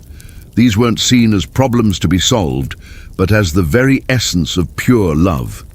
The idea was that love became more perfect the more it was denied physical fulfillment, creating a culture that simultaneously celebrated and tortured young hearts. Medieval medical theory added another layer of danger to the act of falling in love. Physicians believed that intense emotion could literally make a person sick, and love sickness was considered a genuine medical condition with potentially fatal consequences. The symptoms included loss of appetite, insomnia, fever, and what we might now recognize as severe depression. The prescribed treatments were often as dangerous as the condition itself, involving bloodletting, purging, and the administration of powerful herbs that could poison as easily as heal. The story of Abelard and Heloise, perhaps the most famous lovers of the medieval period, illustrates how intellectual and emotional connection could be just as dangerous as physical passion.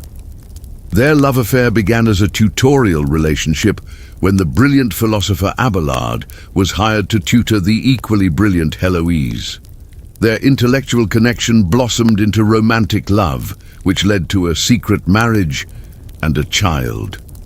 But when Heloise's uncle discovered their relationship, he had Abelard brutally castrated as punishment. The lovers were forced apart, with Heloise entering a convent and Abelard becoming a monk, spending the rest of their lives exchanging heart-wrenching letters that spoke of a love that could never be fully realized.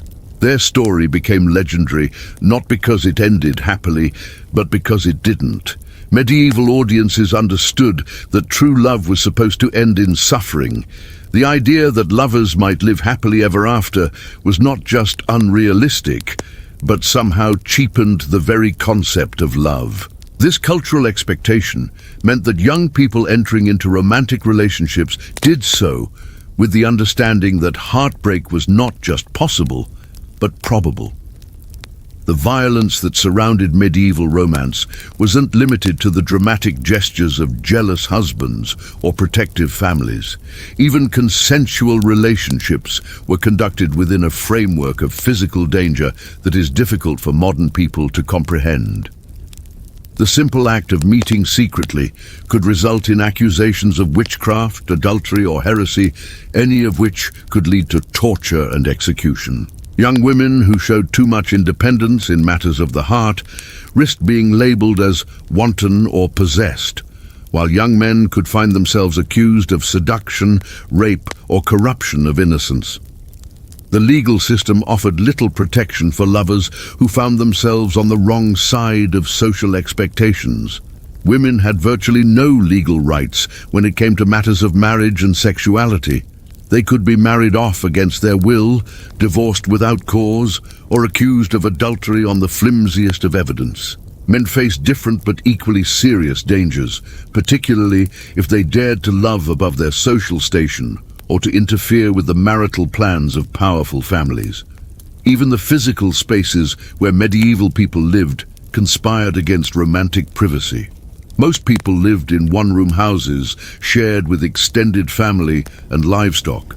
Privacy was a luxury that few could afford, and intimate conversations had to be conducted under the watchful eyes of parents, siblings, and neighbors. The romantic ideal of stolen moments and secret meetings was born partly from necessity, as there were few other options for couples who wanted to express their feelings away from the prying eyes of society. The economic realities of medieval life added yet another layer of complexity to romantic relationships. Love might bloom between two hearts, but marriage was fundamentally an economic transaction that involved the transfer of property, the formation of political alliances, and the continuation of family lines. even among the peasantry, where romantic considerations might theoretically have more weight. Practical concerns about combining resources and establishing viable households often trumped matters of the heart. This economic framework meant that falling in love with the wrong person wasn't just emotionally devastating, but could be financially ruinous for entire families. A young woman who refused an advantageous marriage in favor of a love match might find herself disinherited and cast out with no means of supporting herself. A young man who pursued a woman above his station might face not only rejection, but also economic retaliation from her family and their allies. The seasonal rhythms of medieval life also imposed constraints on romance that are difficult for modern people to understand. Agricultural societies lived according to the demands of planting and harvest. With little time for leisure or courtship during the busiest periods of the year, young people might meet during religious festivals or market days. But these brief encounters had to sustain relationships through long periods of separation and hard work. The harsh realities of medieval hygiene and medical care meant that even the most passionate lovers had to contend with physical conditions that would challenge any romantic relationship.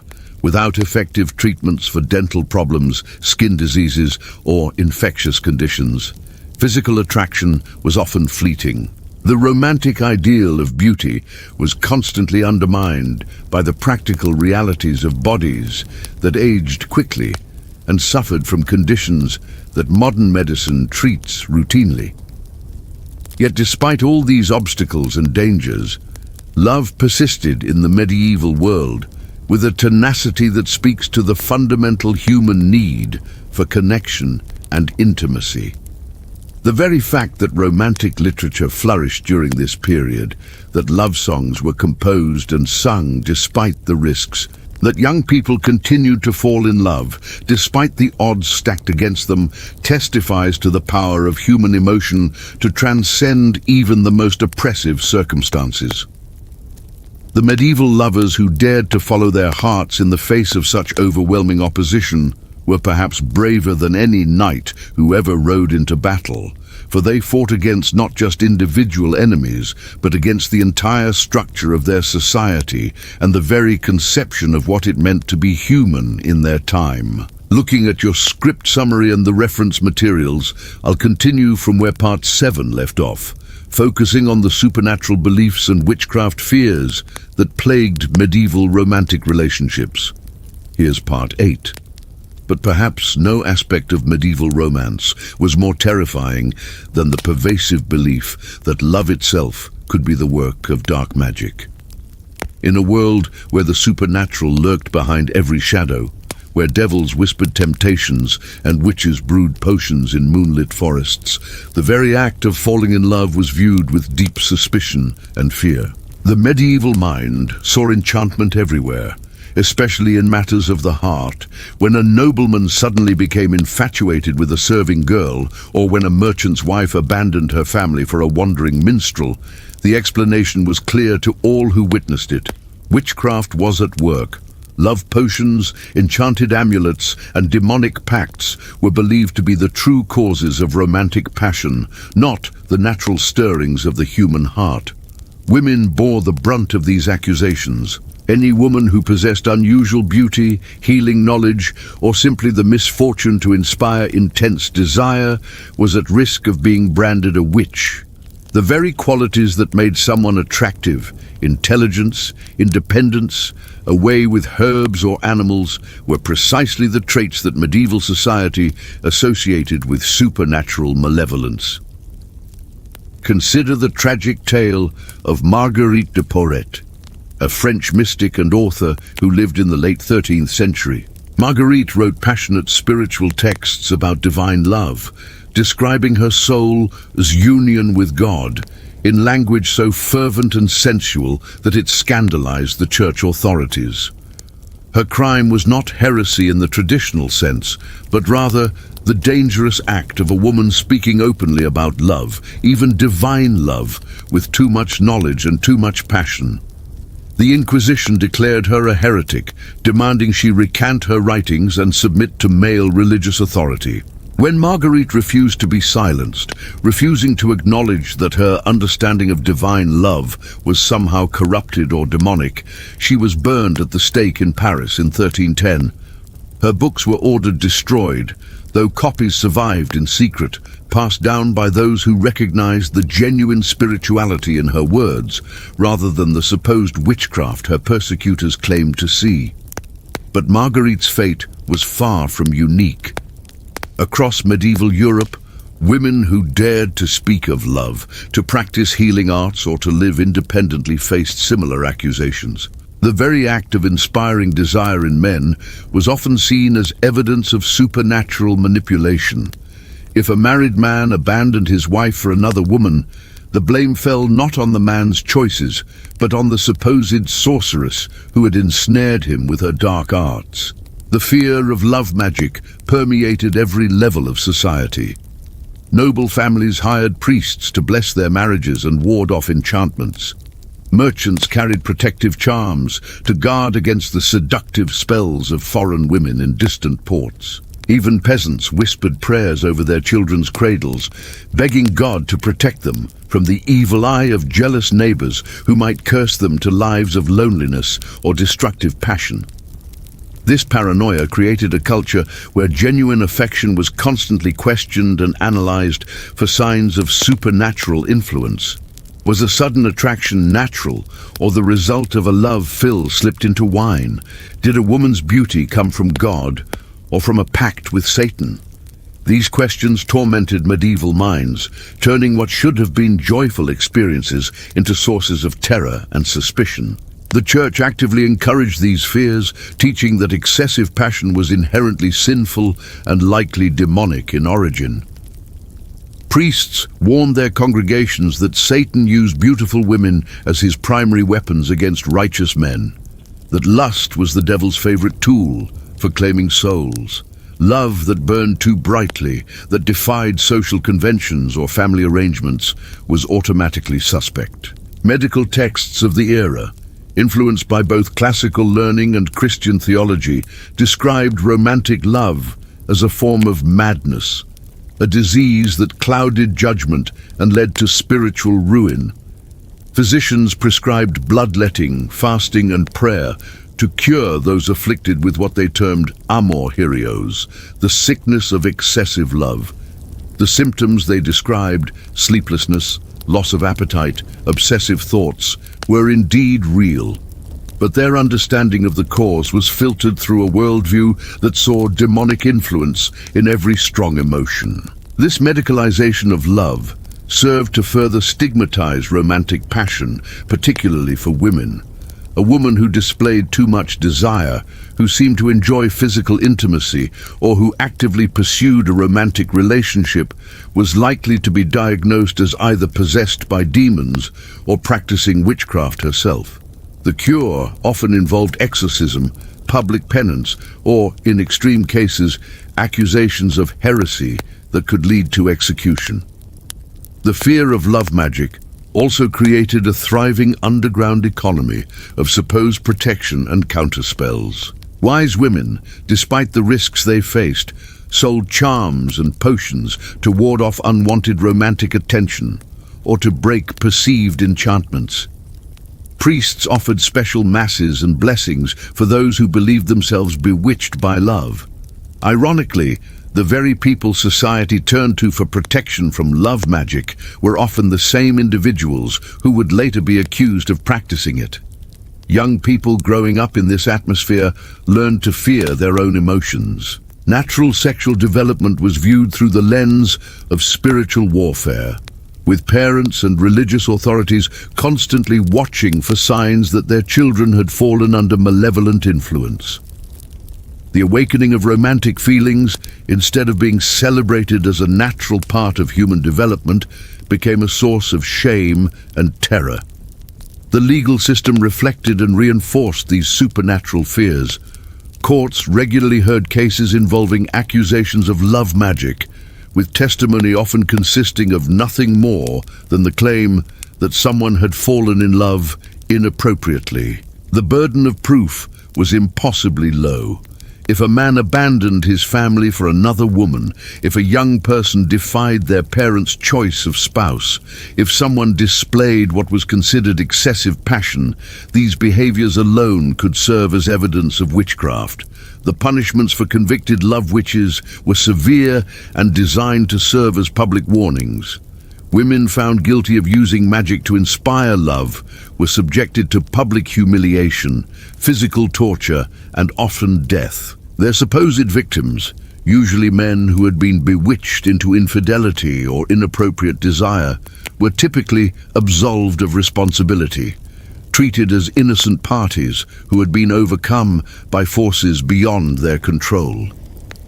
This system created a perfect mechanism for men to escape accountability for their romantic choices, while simultaneously providing society with scapegoats for the disruptions that passionate love inevitably caused to carefully ordered social arrangements. A nobleman could abandon his arranged marriage for a more attractive partner and claim he had been bewitched, allowing him to pursue his desires while maintaining his social standing and avoiding responsibility for breaking his vows. The impact on women's lives was devastating. Those who were beautiful, intelligent, or independent lived under constant threat of accusation. Many learned to deliberately make themselves less attractive, to hide their knowledge, to suppress their personalities in hopes of avoiding suspicion. Others retreated into religious life, seeking protection within convent walls, where their rejection of romantic love could be seen as holy rather than suspicious. But perhaps most tragically, these beliefs poisoned the very experience of love itself. In a world where passionate affection was viewed as evidence of demonic influence, where strong attraction was seen as proof of supernatural manipulation, genuine romantic connection became nearly impossible. Couples who might have found joy and fulfillment in each other's company instead lived in constant fear that their feelings were either sinful or artificial, the product of dark magic rather than natural human emotion. The psychological damage was immense. People learned to distrust their own hearts, to view their deepest emotions as potentially evil or false. The spontaneous joy of new love, the comfort of long partnership, the excitement of mutual attraction, all were tainted by the constant worry that these feelings might be the devil's work. Love, which should have been a source of happiness and connection, became instead a minefield of spiritual danger and social suspicion. Even successful relationships were shadowed by these fears. Couples who genuinely cared for each other had to constantly prove that their affection was natural and godly rather than the result of enchantment. They were expected to demonstrate appropriate restraint, to show that their love served God and society rather than selfish passion. The simple act of enjoying one's spouse too much could raise suspicions about the supernatural nature of the relationship. This created a culture where emotional authenticity was not just discouraged, but actively dangerous. People learned to perform the approved forms of affection while hiding their true feelings, leading to relationships built on fear and pretense rather than genuine connection. The very foundation of romantic love, the honest expression of attraction and care, was undermined by the constant threat of supernatural accusation. The children who grew up in such an environment inherited these fears and suspicions, perpetuating a cycle where each generation learned to view love through the lens of spiritual warfare. Young people received their first lessons about romance, not through gentle guidance about healthy relationships, but through warnings about the demonic dangers of passion and the need to constantly guard against supernatural seduction. As we delve deeper into the medieval approach to courtship and marriage, we see how these supernatural fears shaped every aspect of romantic life, creating systems of surveillance and control that made genuine love not just difficult, but genuinely dangerous. The next phase of our exploration will reveal how these beliefs translated into the practical realities of medieval courtship, where young people attempting to find love faced not only social obstacles, but the very real threat of accusation, persecution, and death. In this world, where love itself was suspect, where passion was proof of corruption, and where women who inspired desire faced accusations of witchcraft, the simple human need for connection and affection became a perilous journey through supernatural terrors and social condemnation. It was a system that served power and control far better than it served the human heart, creating a medieval romance that was indeed a nightmare of fear, suspicion, and tragic loss. Part 9. The superstitious terror of medieval romance. The suffocating grip of superstition cast an even darker shadow over medieval romance than the physical and social constraints we've already explored. In a world where the line between the natural and supernatural remained dangerously thin, love itself became suspect, viewed through a lens of fear that transformed tender feelings into potential evidence of demonic interference or witchcraft. Medieval society lived in perpetual terror of unseen forces. Every unexplained event, every sudden illness, every stroke of misfortune could be attributed to malevolent supernatural intervention. And nowhere was this paranoia more destructive than in matters of the heart. Love, with its mysterious power to transform behavior and inspire seemingly irrational actions, appeared to medieval minds as a force that could only be explained through supernatural means. Consider the plight of Eleanor, a young merchant's daughter in 14th century France. When she began displaying the telltale signs of romantic infatuation, gazing dreamily into the distance, losing her appetite and speaking in passionate whispers about the blacksmith's apprentice, her family didn't see the natural bloom of young love. Instead, they saw the unmistakable symptoms of demonic possession or enchantment. Eleanor's father immediately called for the local priest, convinced that his daughter had fallen under a malevolent spell. This wasn't an isolated incident of paranoid overreaction. Medieval medical texts actually describe love as a form of mental illness called love sickness or erotic melancholy, symptoms of which supposedly included the very behaviors we now recognize as normal romantic attraction.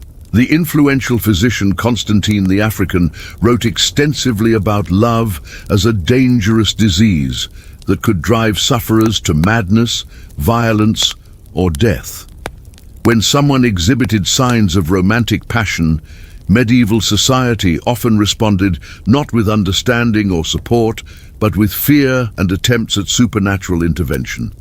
The Church played a particularly sinister role in fostering these superstitious terrors. Religious authorities routinely preached that romantic love represented a dangerous departure from proper Christian devotion. They warned that passionate feelings could open the soul to demonic influence, making lovers vulnerable to Satan's temptations. Young people were taught to be suspicious of their own emotions, to view romantic desire as potentially sinful or even diabolical. This religious paranoia created a climate where expressing romantic feelings became an act of considerable courage. A young man composing love poetry risked being accused of practicing dark arts. A woman who showed too much enthusiasm for a suitor might find herself suspected of witchcraft. The very intensity that makes love beautiful became, in medieval minds, evidence of supernatural corruption. The fear of love magic pervaded every level of society. Wealthy nobles employed food tasters not just to guard against poison, but to detect love potions that might compromise their judgment in marriage negotiations. Merchants kept careful watch over their daughters, worried that rivals might use supernatural means to manipulate romantic attachments for business advantage. Even peasants lived in terror that their romantic rivals might employ cunning women or wise men to cast spells that would steal away their beloved heirs' affections. These fears weren't entirely baseless within the medieval worldview. A thriving underground economy existed around love magic, with cunning folk, hedge witches, and folk healers offering potions, charms, and spells designed to kindle, enhance, or destroy romantic feelings. While these practitioners were often simply herbalists using natural aphrodisiacs or psychological manipulation, medieval society saw them as wielding genuinely supernatural powers. The consequences of this superstitious terror were devastating for ordinary people trying to navigate romance. Young lovers found themselves caught between their natural feelings and a society that viewed those feelings as potentially demonic. They had to hide their emotions, suppress their passions, and constantly worry that their love might be interpreted as evidence of supernatural corruption. Margaret of Wessex, a 15th century wool merchant's daughter, left behind a diary that provides haunting insight into this psychological torment. She wrote of her love for a young clerk named Thomas, but her entries are filled with self-doubt and terror. She constantly questioned whether her feelings were natural or the result of some malevolent spell. She prayed daily for God to cleanse her heart of what she feared might be demonic influence. When Thomas began returning her affections, she became convinced that she had somehow corrupted him through supernatural means. This internalized fear created a vicious cycle. The more intensely someone experienced love, the more convinced they became that supernatural forces were at work. This led to guilt, self-loathing, and attempts to suppress or deny romantic feelings. Young people were taught to distrust their own hearts, to view their deepest emotions as potential evidence of spiritual corruption. The superstitious terror surrounding love also provided convenient weapons for those seeking to destroy romantic relationships. Jealous rivals could destroy a courtship simply by spreading rumors of love magic. Parents opposed to a match could claim their child had been enchanted. Spurned lovers could seek revenge by accusing their former beloved of practicing witchcraft. These accusations carried terrifying consequences. Suspected practitioners of love magic faced trials that often involved torture designed to extract confessions. The procedures for detecting love magic were barbaric and often fatal. Accused women might be subjected to swimming tests, where they were bound and thrown into water on the theory that witches would float while innocent women would sink. They faced pricking tests, where investigators searched their bodies for supernatural marks that supposedly proved their guilt. Even when formal accusations weren't made, the fear of love magic created an atmosphere of constant suspicion and paranoia. Couples had to be extraordinarily careful about how they expressed their feelings, worried that too much passion might be interpreted as evidence of supernatural manipulation. They lived in fear that rejected suitors or jealous rivals might spread rumors that would destroy not just their relationship, but their reputations and possibly their lives. The documentation from medieval witch trials reveals the devastating impact of these superstitious terrors on romantic relationships. In case after case, we see love affairs destroyed by accusations of magic. Young women were burned at the stake for the crime of being too attractive, too charming, or too successful in matters of the heart. Men found themselves accused of using supernatural means to seduce women above their social station. The trial records of Agnes Waterhouse, executed in 1566 for witchcraft, illustrate this pattern perfectly. Agnes was accused of using magic to make various men fall in love with her, to break up established relationships, and to cause impotence in men who rejected her advances. The evidence against her consisted primarily of testimony that she was unusually successful in romantic matters and that several men had developed strong feelings for her. In a society where female romantic agency was viewed with suspicion, Agnes's apparent ability to attract and influence men was interpreted as proof of supernatural powers. This case demonstrates how the superstitious terror surrounding love particularly targeted women. In medieval thinking, women were seen as more susceptible to demonic influence and more likely to use supernatural means to achieve their goals. A woman who was too beautiful, too charming, or too successful in love automatically became suspect. Female romantic agency was so threatening to medieval patriarchal structures that it was literally demonized. The fear of love magic also created terrible situations for women who were naturally attractive or charismatic. Beauty itself became suspect, viewed as potentially supernatural in origin. Women learned to downplay their appearance and suppress their natural charm, worried that too much success in romantic matters might lead to accusations of witchcraft. This superstitious terror extended beyond individual relationships to poison entire communities. Villages lived in constant fear that cunning women among them might be practicing love magic. Neighbors watched each other suspiciously, looking for signs of supernatural romantic manipulation. The slightest unusual romantic development, a sudden infatuation, an unexpected marriage, a broken engagement, could trigger investigations and accusations. The psychological impact of living under this constant threat cannot be overstated. Young people grew up learning to distrust their own emotions, to view romantic love as potentially dangerous and possibly demonic. They internalized fears that made genuine intimacy nearly impossible. How could someone fully open their heart when they'd been taught that romantic passion might be evidence of supernatural corruption? These superstitious terrors also created terrible dilemmas for people experiencing genuine love. They had to choose between following their hearts and protecting themselves from accusations of magic. Many chose safety over love, suppressing their feelings and entering into loveless but socially acceptable marriages.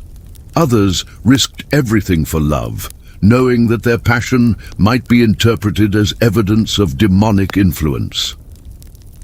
The documentation of medieval love magic trials reveals the creative cruelty of a society determined to control and suppress romantic feelings.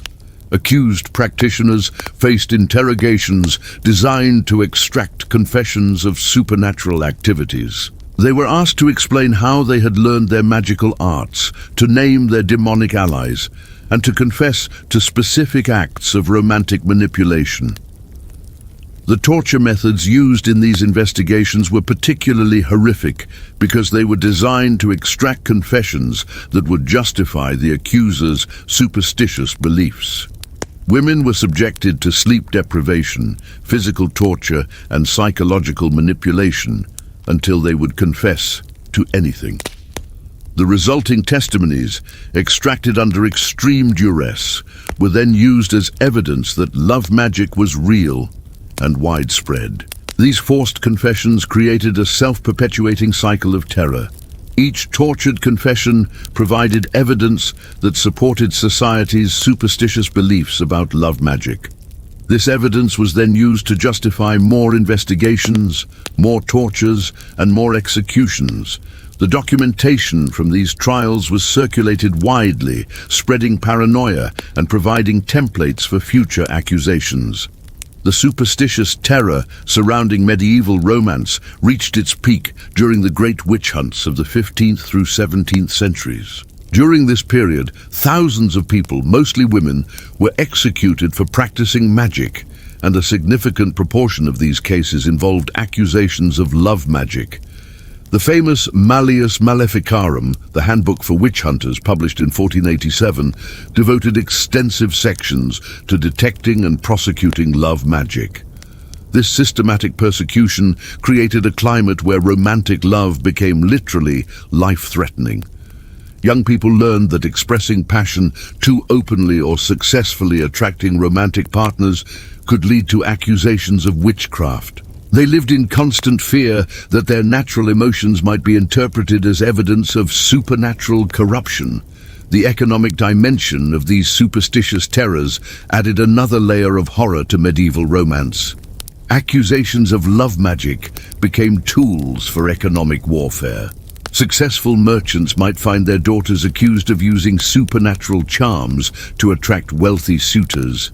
Prosperous widows who remarried could face claims that they had enchanted their new husbands. Even peasant women who managed to marry above their station risked accusations that they had used magic to seduce their husbands. These economic motivations meant that accusations of love magic often targeted the most vulnerable members of society. Poor women who had somehow achieved romantic success found themselves particularly suspect. Their inability to afford legal representation or social protection made them easy targets for accusations that could result in property confiscation, exile, or death. The intersection of superstitious terror with medieval romance also reveals the deep-seated fear of female sexuality that permeated medieval society. Women who displayed sexual agency or romantic initiative were automatically suspect. They were seen as potentially using supernatural means to overcome the natural male dominance that medieval society considered proper.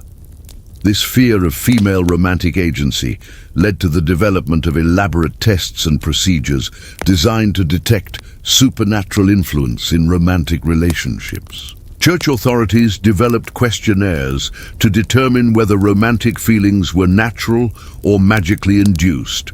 They looked for signs like sudden onset of passion, intensity of feeling, or romantic success that exceeded what they considered natural for a person's social status or physical attractiveness. The documentation from medieval communities reveals how these superstitious terrors poisoned relationships between neighbors, friends, and family members. People learned to be suspicious of each other's romantic successes. They watched for signs that others might be using supernatural means to achieve romantic goals.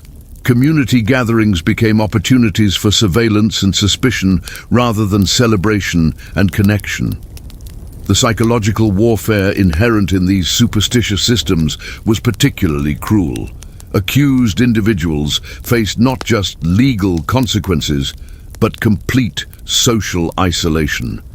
Their friends and family members, terrified of being associated with suspected practitioners of magic, would abandon them. Even those who escaped formal prosecution often found their lives destroyed by suspicion and social ostracism.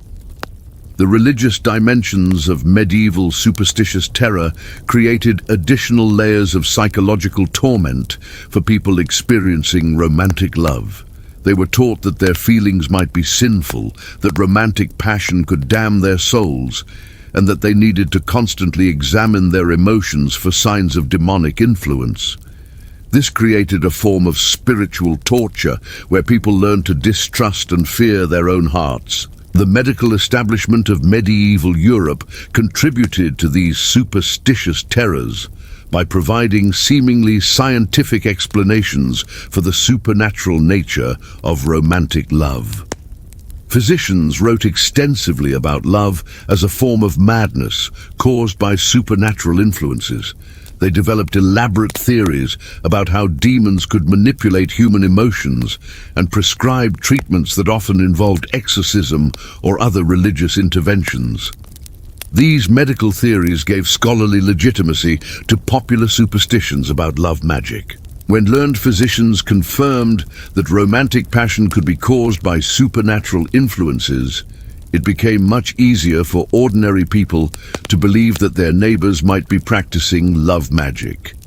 The fusion of medical authority with superstitious belief created a particularly powerful and destructive form of paranoia. The legal systems of medieval Europe developed elaborate procedures for prosecuting love magic, creating bureaucratic machinery for destroying romantic relationships. Courts developed standardized methods for investigating accusations, interrogating suspects, and determining guilt or innocence. These procedures gave the appearance of legal legitimacy to what were essentially exercises in superstitious persecution. The documentation from these legal proceedings reveals the systematic nature of the terror surrounding medieval romance. Accusations followed predictable patterns. Investigations used standard techniques, and punishments were carefully calibrated to create maximum deterrent effect. This wasn't random persecution, but an organized campaign to control and suppress romantic feelings through fear. The international nature of these superstitious terrors meant that people couldn't escape them by moving to different regions or countries. The fear of love magic spread across medieval Europe, creating a continental climate of romantic paranoia. Trade routes and pilgrimage paths carried not just goods and people, but also superstitious beliefs and persecution techniques. This widespread nature of romantic superstition meant that medieval people lived under a constant cloud of fear that could follow them anywhere. A young couple might flee their home village to escape accusations of love magic, only to find the same suspicions and dangers in their new community. There was literally nowhere in medieval Europe where romantic love was entirely safe from superstitious persecution. As we examine the devastating impact of superstitious terror on medieval romance, we see how fear and paranoia poisoned what should have been humanity's most beautiful and natural experiences. Love, which should bring joy and connection, became a source of terror and danger.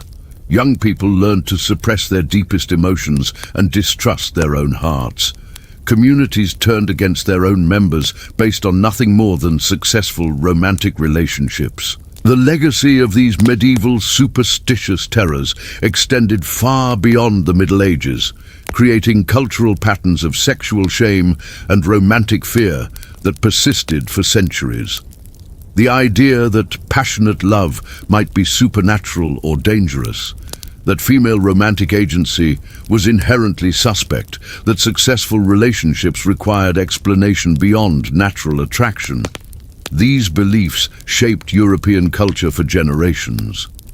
Understanding this history helps us appreciate not just how far we've come in accepting romantic love as natural and beautiful, but also how deeply embedded these superstitious fears became in Western culture. The medieval terror of love magic may seem distant and foreign to us now, but its echoes can still be found in modern anxieties about sexuality, romance, and emotional expression. The brave individuals who risked everything for love during these dark centuries, who chose to follow their hearts despite the supernatural terrors surrounding them, represent some of humanity's greatest heroes. They fought not just against social constraints and physical dangers, but against a culture that had literally demonized their deepest emotions. Their courage in the face of such overwhelming fear and persecution stands as a testament to the indomitable power of human love to survive even the darkest and most superstitious of times. Looking at your summary and the reference materials, here's part 10 of the script, continuing from where you left off. As we've seen throughout this exploration of medieval romance, the very foundations of love and courtship were built upon a bedrock of suffering, superstition, and social control. But perhaps no aspect of medieval life demonstrates the true nightmare of dating more starkly than the complete absence of personal agency that defined romantic relationships. For the vast majority of people in our modern world, we take for granted the fundamental right to choose our own partners, to date freely, to marry for love rather than obligation. But in medieval times, such freedoms were not merely rare, they were actively dangerous. Consider the life of a typical peasant girl named Margaret, living in 14th century England. At the age of 12, Margaret's fate was already sealed. Her father, a struggling serf bound to his lord's estate, had negotiated her betrothal to Thomas, the son of a neighboring farmer. The arrangement had nothing to do with Margaret's wishes or feelings. She had never even spoken to Thomas beyond a few awkward encounters at the village well. Instead, the match was purely transactional. Thomas's family owned a slightly larger plot of land and possessed 2 oxen rather than 1. The marriage would consolidate resources and provide Margaret's family with better access to ploughing equipment during the crucial planting season. Margaret herself was never consulted about this arrangement. The very idea that a young woman might have preferences about her future husband was not merely ignored. It was considered dangerous and potentially sinful. The church taught that feminine desires were inherently corrupting, that women who sought to choose their own partners were displaying the same prideful rebellion that had led Eve to doom mankind in the Garden of Eden. Margaret's role was to submit, to accept whatever husband her father deemed appropriate, and to consider herself fortunate that she was being provided for at all. But Margaret's story becomes even more tragic when we consider what this marriage actually meant for her daily existence. Thomas, her betrothed, was known throughout the village for his violent temper and his fondness for ale. He had already beaten his previous bride so severely that she had miscarried twice before finally dying in childbirth at the age of 16. The villagers whispered about Thomas's cruelty, but no one dared intervene. A husband's right to discipline his wife was not only legally protected, but religiously mandated. The church taught that just as Christ ruled over the church, so must a husband rule over his wife with absolute authority, and the right to use whatever force he deemed necessary to maintain order. Margaret's wedding day arrived when she turned 14, marked not by joy or celebration, but by a grim sense of inevitability. The ceremony itself was a brief, perfunctory affair, conducted in Latin that Margaret could not understand. She stood beside Thomas, her hands trembling, not with excitement but with terror, as the priest intoned the words that would legally transfer ownership of her body and soul from her father to this virtual stranger. When the priest asked if she took Thomas as her husband, Margaret's whispered yes was barely audible. It was not consent in any meaningful sense. It was capitulation to a system that offered her no alternative. The wedding feast that followed was modest, but revealing. Margaret sat silent and pale, while the men of both families drank heavily and joked crudely about the consummation to come. Her new mother-in-law regaled the gathering with detailed advice about wifely submission, while her own mother wept quietly into her ale. No one asked Margaret how she felt about any of this. Her emotions were irrelevant. She was now property to be used and disposed of as her husband saw fit. This complete absence of romantic agency extended far beyond the peasant class. Even among the nobility, where marriages were arranged to secure political alliances and consolidate power, the personal desires of the individuals involved were considered secondary at best. Princess Isabella of France was betrothed to the future King Edward II of England when she was only 6 years old. She would not meet her husband until their wedding day 12 years later, and by then both of their fates were already sealed by treaties and political necessities far beyond their control. The marriage between Isabella and Edward proved to be a disaster on every conceivable level. Edward showed little interest in his wife, preferring the company of his male favorites, who wielded enormous influence over the kingdom. Isabella found herself trapped in a loveless marriage to a weak and ineffectual king who seemed to care more about his companions than about ruling his realm or honoring his wife. But despite her royal status, Isabella had no legal recourse. She could not divorce Edward, could not leave him, could not even publicly criticize him without risking charges of treason. She was bound to him until death, regardless of how miserable that binding made her life. For both Margaret the peasant and Isabella the princess, the medieval concept of marriage was fundamentally about ownership and control rather than love or companionship. A wife was expected to surrender not only her body, but her very identity to her husband. She took his name, moved to his household, and became legally invisible in most matters. Her property became his property, her debts became his debts, and her children belonged to him absolutely. If she dared to resist this arrangement, if she showed any sign of independence or defiance, she could be beaten, imprisoned, or even killed with legal impunity. This system of romantic oppression was reinforced at every level of medieval society. The church preached that wifely submission was a sacred duty, that women who sought independence were following the path of Eve toward damnation. The legal system codified male dominance, making it virtually impossible for women to own property, enter contracts, or make decisions about their own lives. Even the medical establishment taught that women were fundamentally inferior creatures, possessed of wandering wombs that made them emotionally unstable and intellectually deficient. But perhaps most insidiously, this system was enforced through the constant threat of social ostracism and economic ruin. A woman who refused to marry, who left an abusive husband, or who dared to express romantic preferences that conflicted with her family, his wishes, would find herself cast out from the only social networks that could provide her with protection and support. In a world where women had almost no legal rights and few economic opportunities, such isolation was often tantamount to a death sentence. The few women who did manage to resist this system paid an enormous price for their defiance.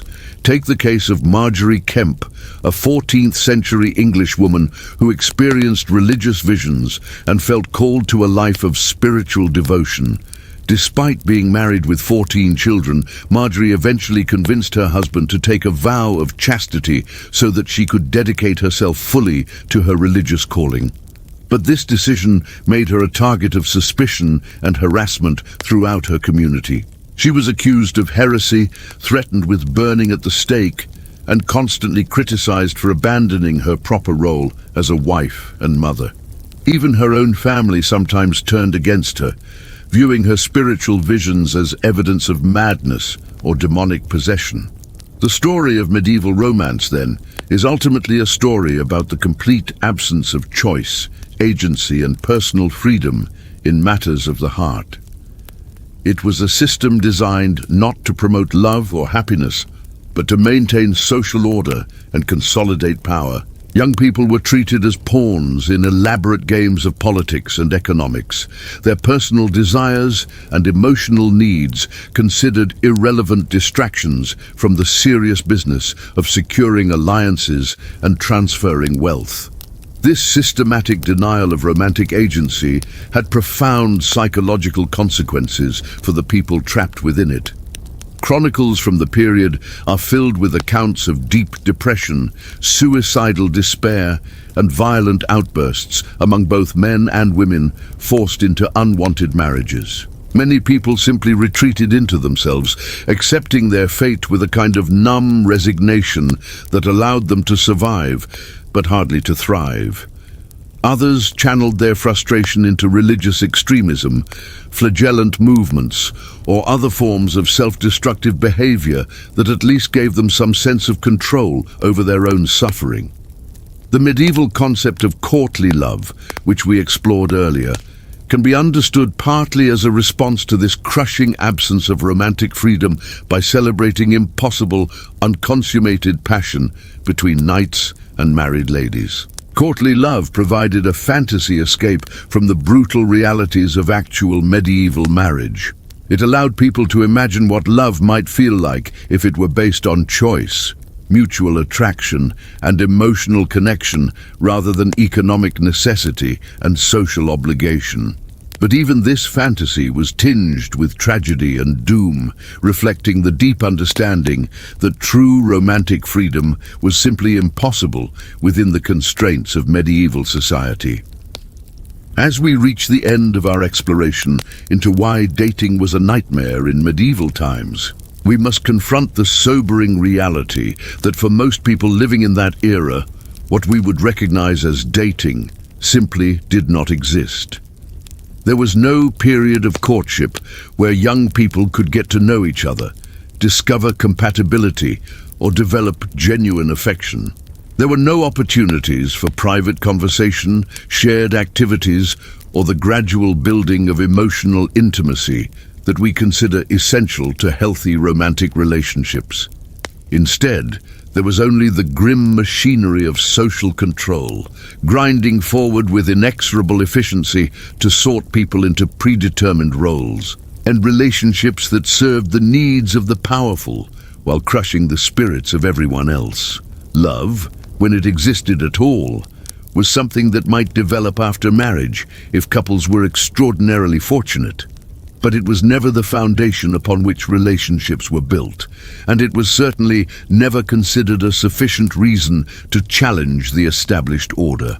In our modern world, for all its flaws and complications, we have at least established the principle that people should have the right to choose their own romantic partners, to marry for love rather than obligation, and to leave relationships that make them miserable. These freedoms, which we often take for granted, would have seemed like impossible dreams to our medieval ancestors. They represent centuries of struggle against systems of oppression and control that once seemed as permanent and unchangeable as the stones of the great cathedrals. When we complain about the difficulties of modern dating, the awkwardness of first meetings, the challenge of finding compatible partners, the pain of romantic rejection, we should remember Margaret trembling at her wedding to a man she feared, and Isabella trapped in a loveless marriage to a king who ignored her. We should remember all the countless individuals whose names history has forgotten, who lived and died without ever experiencing the simple joy of choosing to be with someone who truly cared for them. The nightmare of medieval dating was not just about the practical hardships we've explored throughout this series. The disease, the violence, the superstition, and the social constraints. It was about the fundamental denial of human dignity and agency in matters of the heart. It was about a world where love was considered dangerous, choice was forbidden, and happiness was sacrificed on the altar of social stability and political necessity. In understanding this dark chapter of human history, we can better appreciate not only how far we've come, but how precious and fragile our modern freedoms truly are. Based on the script summary and reference files, here's part 11 of the 12-part script for why dating was a nightmare in medieval times. As the shadows of the medieval world grew longer and the spectre of mortality loomed ever closer, love itself became perhaps the most dangerous gamble of all. For in this harsh realm, where death could strike without warning, where accusations could destroy lives in an instant, and where the very act of survival consumed every waking hour, the pursuit of romantic connection was fraught with perils that would terrify even the bravest souls. Consider, if you will, the plight of young Margaret, a peasant girl of 17 summers who had caught the eye of Thomas, the blacksmith's apprentice. In our modern world, such a courtship might begin with casual conversation, perhaps a coffee date, maybe some innocent text messages. But in Margaret's world, even the simplest expression of mutual attraction could spiral into accusations of witchcraft, demonic possession, or moral corruption that could end with both lovers burning at the stake. The Church's iron grip on matters of the heart meant that love was not seen as a beautiful emotion to be celebrated, but as a dangerous weakness that could lead souls astray. Priests warned from their pulpits that romantic passion was nothing more than the devil's snare, designed to corrupt the faithful and drag them down to eternal damnation. Young people were taught that physical desire was inherently sinful, that even thinking about someone in a romantic way could condemn their immortal souls. For women especially, the expression of any romantic feeling was walking a tightrope over an abyss of social destruction. If a young woman showed too much interest in a man, she might be labeled a temptress or seductress. If she seemed too knowledgeable about matters of love or attraction, whispers would begin that she must be practicing love magic or consorting with supernatural forces. The line between normal human emotion and suspected witchcraft was so thin, it was practically invisible. And what of the physical realities of medieval romance? In a world without modern hygiene, without understanding of disease transmission, without even the most basic medical knowledge, intimate relationships were literally life-threatening endeavors. Sexually transmitted diseases ran rampant through medieval populations, often leading to painful, lingering deaths that were seen as divine punishment for moral transgression. Women faced the constant terror of pregnancy. In an age when childbirth was essentially a coin flip between life and death, the very concept of consent, which we consider fundamental to healthy relationships today, barely existed in medieval legal or social frameworks. Women were considered property, first of their fathers, then of their husbands. A woman's desires, preferences, or feelings about potential romantic partners were not just irrelevant. They were potentially dangerous if they conflicted with the economic or political arrangements made by the men who controlled her life. Even for those fortunate enough to find genuine love within the constraints of their society, the constant threat of separation loomed large. Wars could tear lovers apart at a moment's notice, with men conscripted into armies that might march hundreds of miles away, never to return. Plagues could sweep through communities, claiming one partner while sparing the other, leaving behind only grief and memories. Economic hardship could force families to make devastating choices about which children to keep fed and which to send away. The emotional toll of such uncertainty was crushing. Imagine trying to build a loving relationship while knowing that at any moment your beloved could be accused of heresy, dragged away by soldiers struck down by disease, or simply disappear into the vast, dangerous wilderness that lay beyond every village. The psychological stress of such constant threat would be overwhelming by any standard. Yet medieval people were expected to simply accept this as the natural order of things. For those who did manage to marry, the challenges were far from over. Medieval marriages were business arrangements first and foremost, designed to consolidate wealth, secure political alliances, or ensure economic survival. Love, if it developed at all, was considered a pleasant bonus rather than the foundation of the relationship. Couples were expected to produce children quickly and frequently, regardless of their emotional connection or physical compatibility. The home itself offered little sanctuary for romantic feelings. Medieval houses were cramped, cold, and utterly lacking in privacy. Extended families, servants, and even livestock often shared the same living spaces. The idea of intimate moments between spouses was largely theoretical, when children, in-laws, and farm animals were constant witnesses to every interaction. Romance requires some degree of privacy and comfort, luxuries that were virtually unknown to all but the wealthiest nobles. Even the language of love was constrained by the limited vocabulary and rigid social expectations of the time. The flowery poetry and elaborate courtship rituals that we associate with medieval romance were exclusively the province of the aristocracy. And even then, they often celebrated impossible, unrequited love rather than actual attainable relationships. For common people, expressions of affection were necessarily simple, practical, and often coded in religious or economic terms. The seasonal rhythms of agricultural life meant that even the timing of romance was dictated by external forces. Courtship and marriage were often scheduled around planting and harvest times, with little regard for the emotional readiness or desires of the participants. Young people might find themselves betrothed during busy seasons when they had no time to get to know each other, then expected to consummate their unions during the brief lull between back-breaking periods of farm labor. Perhaps most tragically, the very brevity of medieval life meant that even successful romantic relationships were likely to be cut short. With average lifespans hovering around 30 to 40 years, and with disease accident and violence claiming lives with shocking regularity, couples who managed to find genuine love and happiness together rarely had more than a decade or two to enjoy it. The constant awareness of mortality cast a shadow over every moment of joy, every tender gesture, every quiet evening spent together. The psychological impact of living under such conditions cannot be overstated. Modern research has shown us how crucial emotional security and stable relationships are to human mental health and well-being.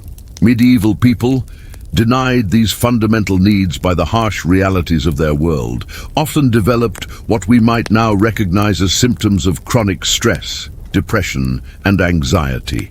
Yet, they had no framework for understanding these feelings, no therapeutic interventions, no social support systems designed to help them cope with the emotional devastation of their circumstances.